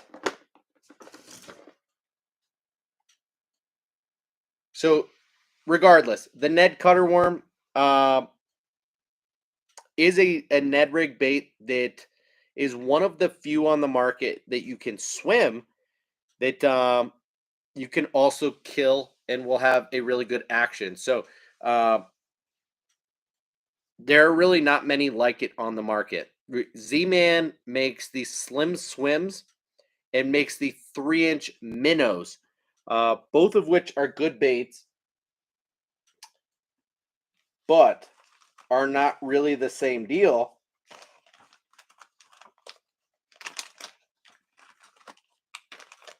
Of course, I got both of them sitting right here that I could show you. So it's really a worm with a cutter tail. It's like a speed worm type of deal. It's just like the bigger cutter worm, but way downsized. So it's not a swim bait, but a swimming worm. So really, it's meant to be reeled, and then occasionally you can kill it. And I don't think it stands up. It does have some salt in it, so it's a good bait. But I see it mostly for swimming, whereas this is the Z-Man Slim Swims. Really skinny, finessey swim bait. This is a 3-inch bait that is a very slim profile, and I think can be used in the same situation very well. It's got a slim profile on it, but will butt up well on a Ned head. So, you know, I don't have a lot.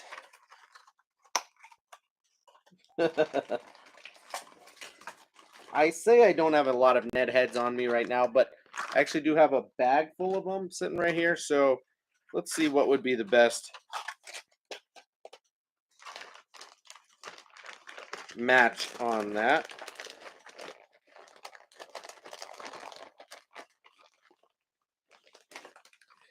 You know what? Screw it. I'll just put one of these Berkeley half heads on here, even though this has a 1/0 hook. So it's probably a little bit too big of a hook. Just kind of in a rush and want to rig this up for you. So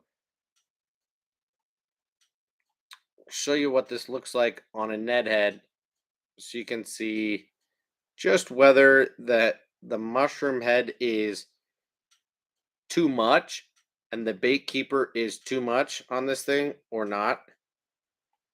Threaded it a little bit too far on here, but you can see that I think that works just fine.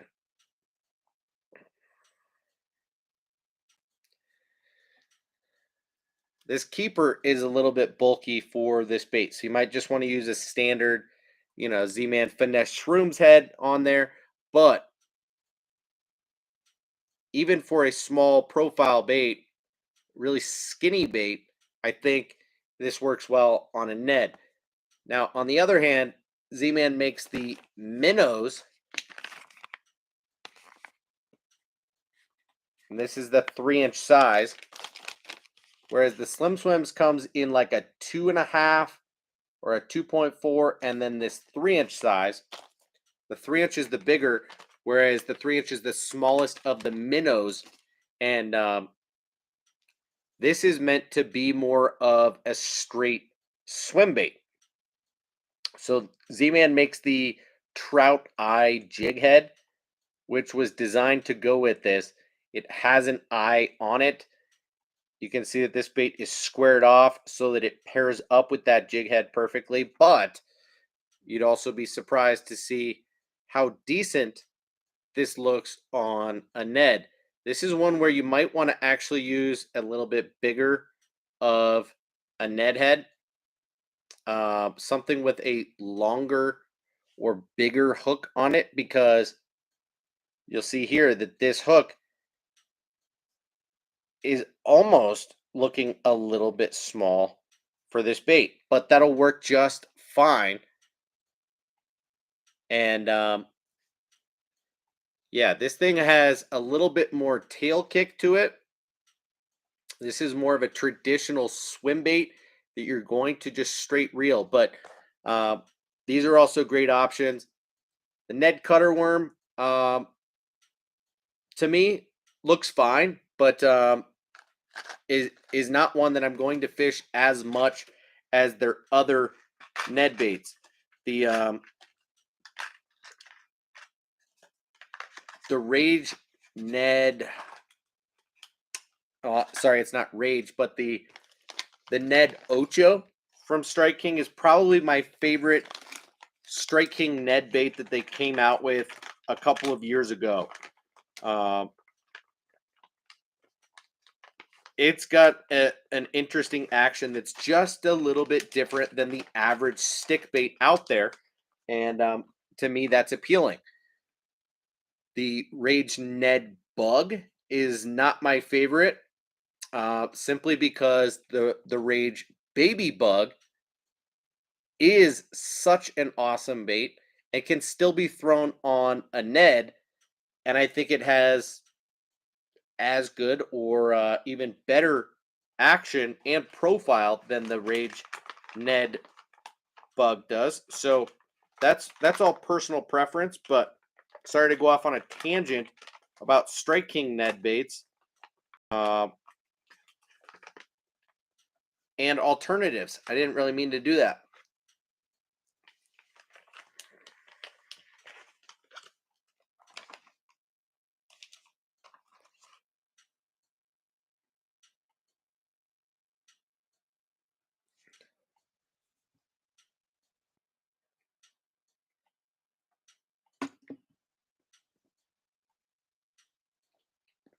Yeah, Tim, we're thinking along the same lines there. If you're fishing from the bank, I'd recommend a Texas rig over a Carolina rig. Yep. Usually a Carolina rig, you're going to throw a heavier weight, and with the way that you're dragging it, you're more prone to hanging up, especially the closer and closer you get to the bank, for sure.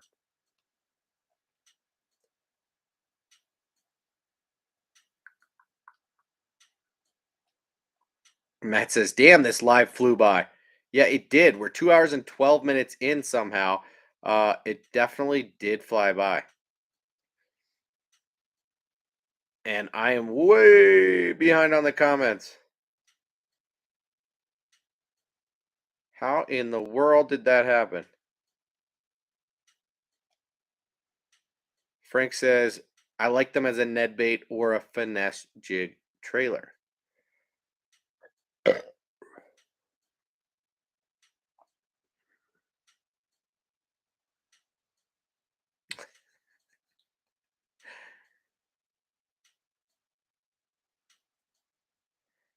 Mark was on an electric bike night ride. That sounds pretty sweet, dude. Nice.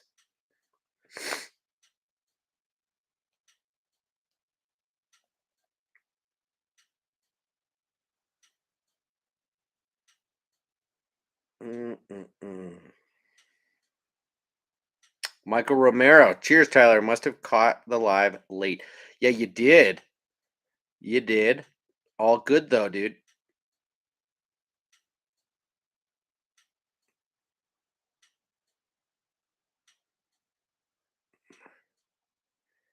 I did not notice Ron Holly leaving a few minutes ago, but Ron, if you're still in here, peace out, my dog. Thank you for hanging out tonight. It is late.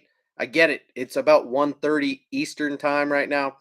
11:30 for me. We've been on for 2 hours and 14 minutes, so I get it. Anybody needing to dip out, totally fine. Uh, Anybody else wanting to hang out for a couple more minutes, totally fine as well, guys. I can't even quite keep up with the comments, but I'm catching up quick. All right. Adam says, "Wonder how Z-Man uh, got the deal. Z-Man Goat the deal would match with the Beehive Delight Jackhammer. Um, Not amazing. It would work fine, right? Uh, the deal color is totally different. It's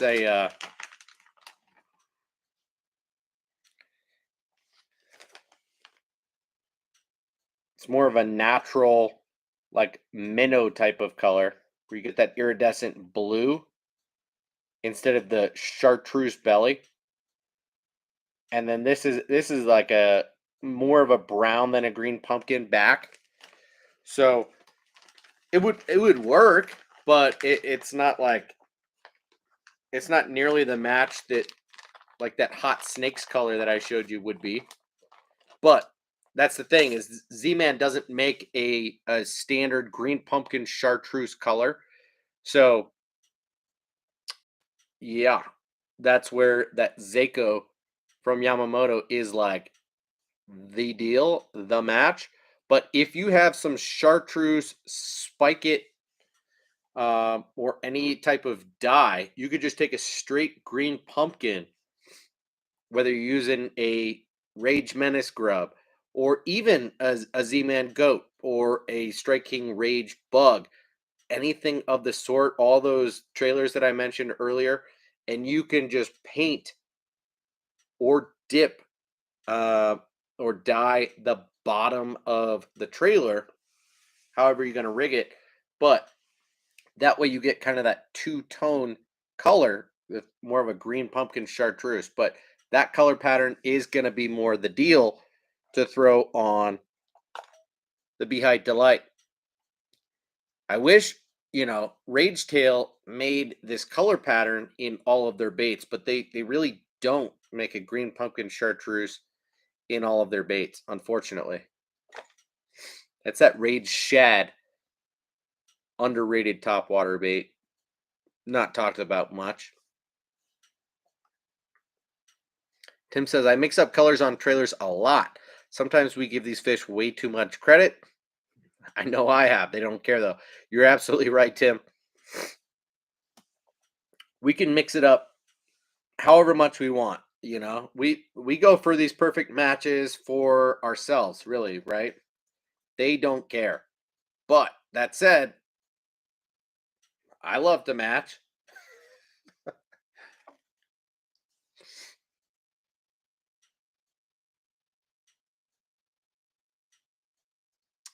Matt says, Tyler, check out the RC flatback jig for the hookup. From the hookup, it's a collab between Depths and Radiocraft. Good looking jig, and I got a few. And the head is pretty nice, and the skirt is great. Huh. So it's called the RC flatback jig. All right, I'll check it out. Although it's probably like the Matsuraba jig, right? It's probably a $12 jig. Chicken Fried Steak says, question, are you guys Ned rig? With the Ned rig, are you a dead sticker, hopper, or a dragger? Right. Good question. So I'm more of a dead sticker mixed with a hopper. So I will pitch my bait out, dead stick it, and then if it doesn't get picked up like in the first 10 seconds, I'll hop it a few times, and then kill it. So I'm mostly dead stick, and I hop to get it to move a little bit, to get the fish's attention, but I don't drag most of the time.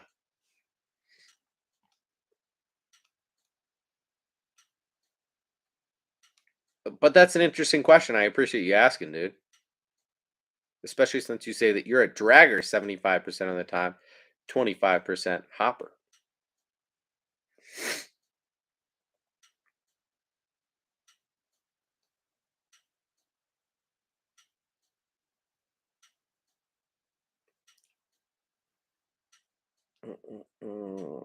I just missed a bunch of comments. Tim says, sometimes a little simple finesse swim bait is the answer to your prayers. I don't know if you're talking to Matt or what.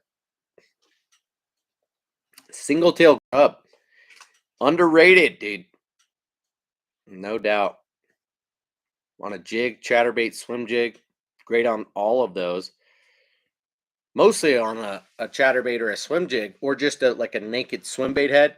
Even on an underspin, single tail grubs are definitely underrated. Awesome bait.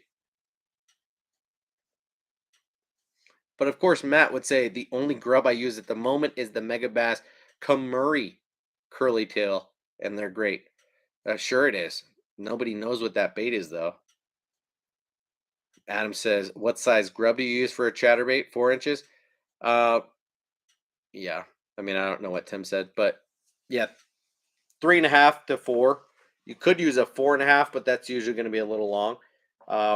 4 inch is really the best size for all trailers when it comes to like a standard size chatterbait, like a jackhammer, something that's got like a legitimate 4 inch um, or a 4-aught hook on it, right? Like the jackhammer has a 4-aught Gamakatsu hook on there. Some chatterbaits have slightly bigger hooks on them. Some have slightly smaller hooks on them, right? Like the big blade chatterbait has a 6-aught hook on there, but some chatterbaits have more like a 3-aught, and the Mini Max has a 2-aught on it. So, um, yeah, for a standard size chatterbait, a 4-inch trailer is the most appropriate. Anything between 3.5 and 4 is 3.5 and 4 is ideal.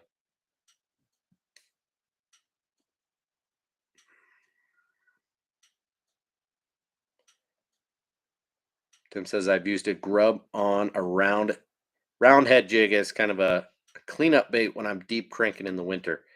Yeah, nice. E-bikes are pretty fun, says Matt. John's calling it a night as well. All right, dude. Yeah, my pleasure. Thanks for stopping by, dude.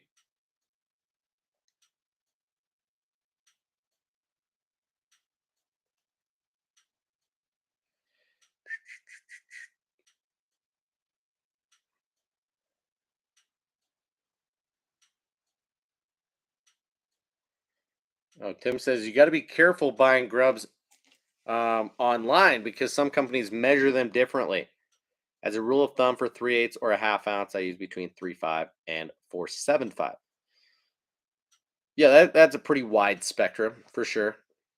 No shorter than 3.5, no longer than 4.75. Yeah, 4.75 is a long trailer on a chatterbait. 3.5 is about the short end of what you want to do, but uh, I like between a 3.5 and a 4, just because I would prefer to trim up the skirt on my chatterbait and go with a slightly shorter trailer so I get fewer short strikes than a long trailer that might lead to more short strikes. But that's where I wonder about, this gambler eel bait that I bought.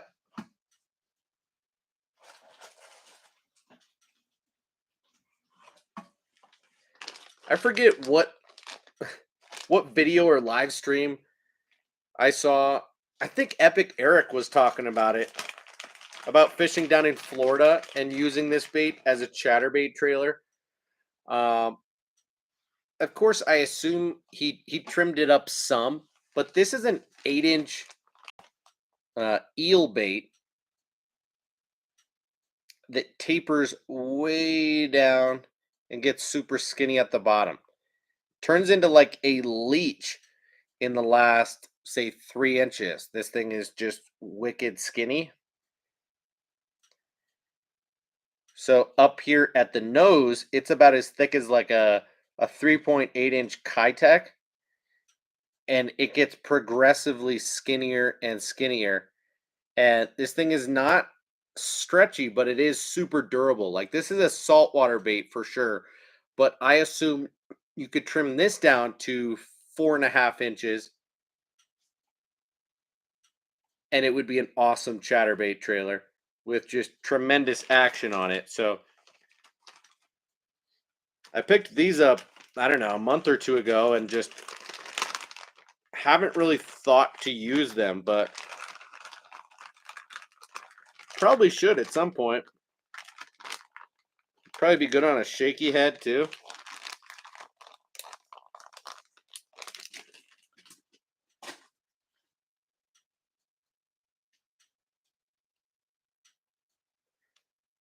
Sounds like Bruce is utilizing all 6 of the techniques retrieves for a Ned rig. You do all 3, and sometimes you swim it.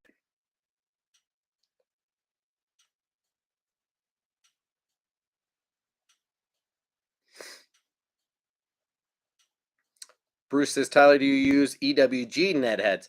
I do, not as much as I did a couple of years ago when I was newer to Ned rig fishing. I found that, I did more dragging with a Ned rig when I was first doing it, and I would lose a lot of heads. So I very quickly switched over, started using like the lifted jigs, Ned EWG.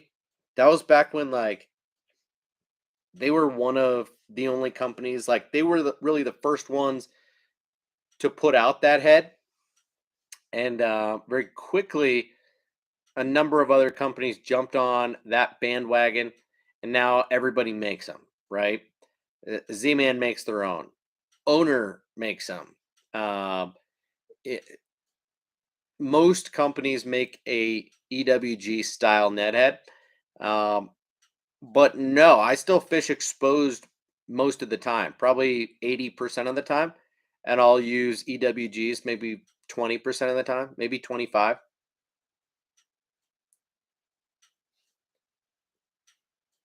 Adam says, might be a silly question. Does it matter how you rig the grub on a chatterbait? Doesn't matter, but I rig it upside down, tail down.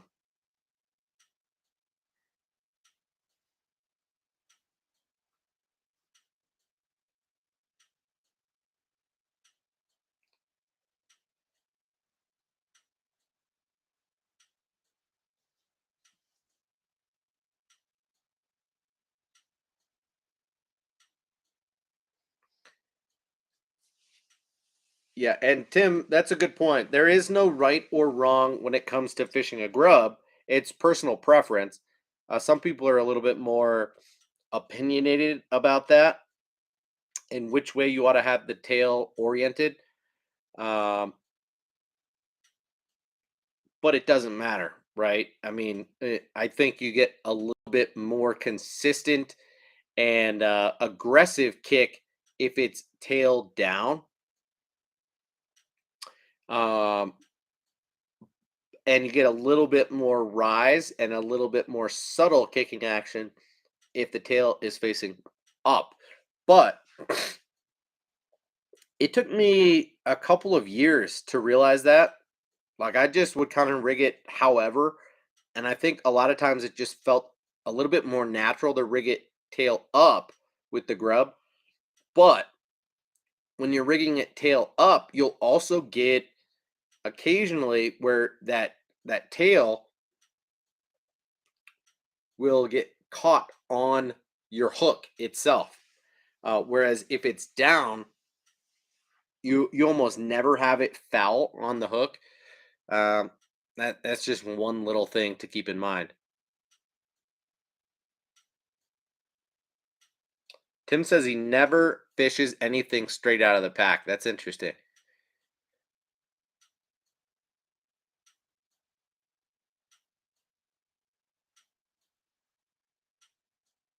Bruce, heavy grass on the bottom, not so much losing a Ned bait. That sucks. Replacing braid is a costly habit. Heavy grass bottom. Huh. Yeah, well, then maybe a Ned rig is not really your best option.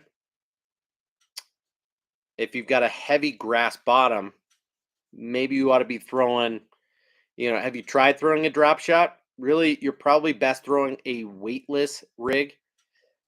Um, maybe you shouldn't be throwing a Ned at all. Or maybe what you need to be doing, if you're going to throw a Ned, is to go lighter. You need to be going to a 1/16th ounce. Maybe even if you're using Z-Man, a 1/20th. If you're using another company, if you can find a 1/32, uh, even better. Just go as light as possible, but try and do something to keep the bait up on top of that hard grass bottom, or above it. Exposed hooks never work out. Been tossing 3/16. Well, that's way too heavy, dude. Yeah, 3/16 is too heavy for almost all situations if you're throwing a Ned rig, unless you're fishing out deep from a boat, and in 20 feet of water. Otherwise, I would go with, lighter than an eighth. Okay. Um, from Z Man, a 1/10 is about the heaviest that I go. Otherwise, I'm throwing that 1/15th a lot of the time. From other companies, I usually like uh, like a 3/32.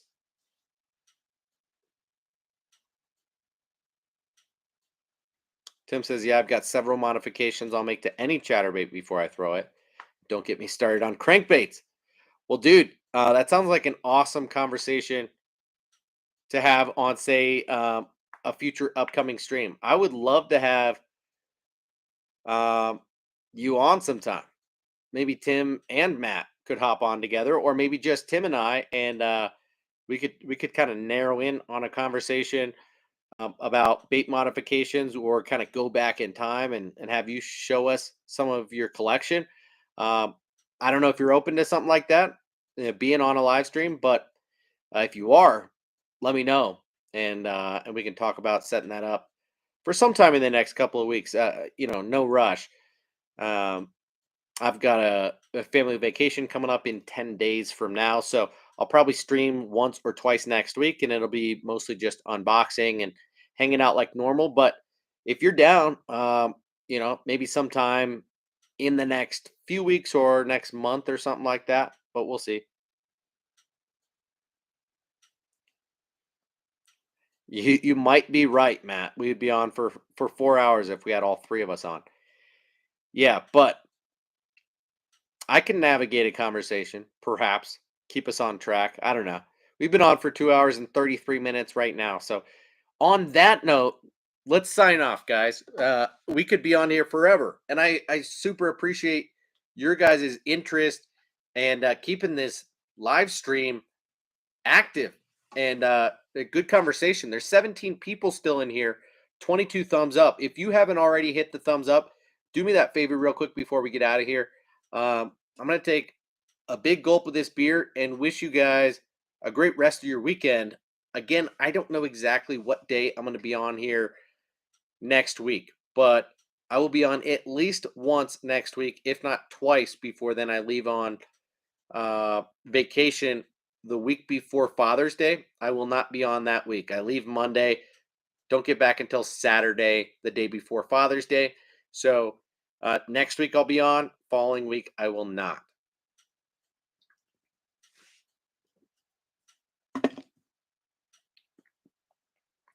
Bruce says, always good info from you and the chat. Right on. Adam, no problem. Abe, no problem. Tim says, sure, I'd love to come on anytime. Matt knows I'll talk your damn head off about baits. Well, sweet. I'm in for that. That would be cool. And Matt says, notice that your viewer numbers have been going up a bit. I think the collab streams are helping. Could be. I don't know. Yeah, I think it helps a little bit that maybe a few folks that maybe associate with you. And I know I got some viewers from when I was on with Debo a few months back, but yeah, we've gone up from like what 10 to 20. So yeah, a little bit better. Bruce, Abe, Matt, Tim, Adam, Daniel, appreciate all of you guys. Thank you so much for hanging out tonight. Have a great rest of your night. More importantly, enjoy the rest of your weekend. Hope that weather is good. Hope you guys have an opportunity to go fishing this weekend. And I will see you guys again next week. Appreciate you. Go Avalanche.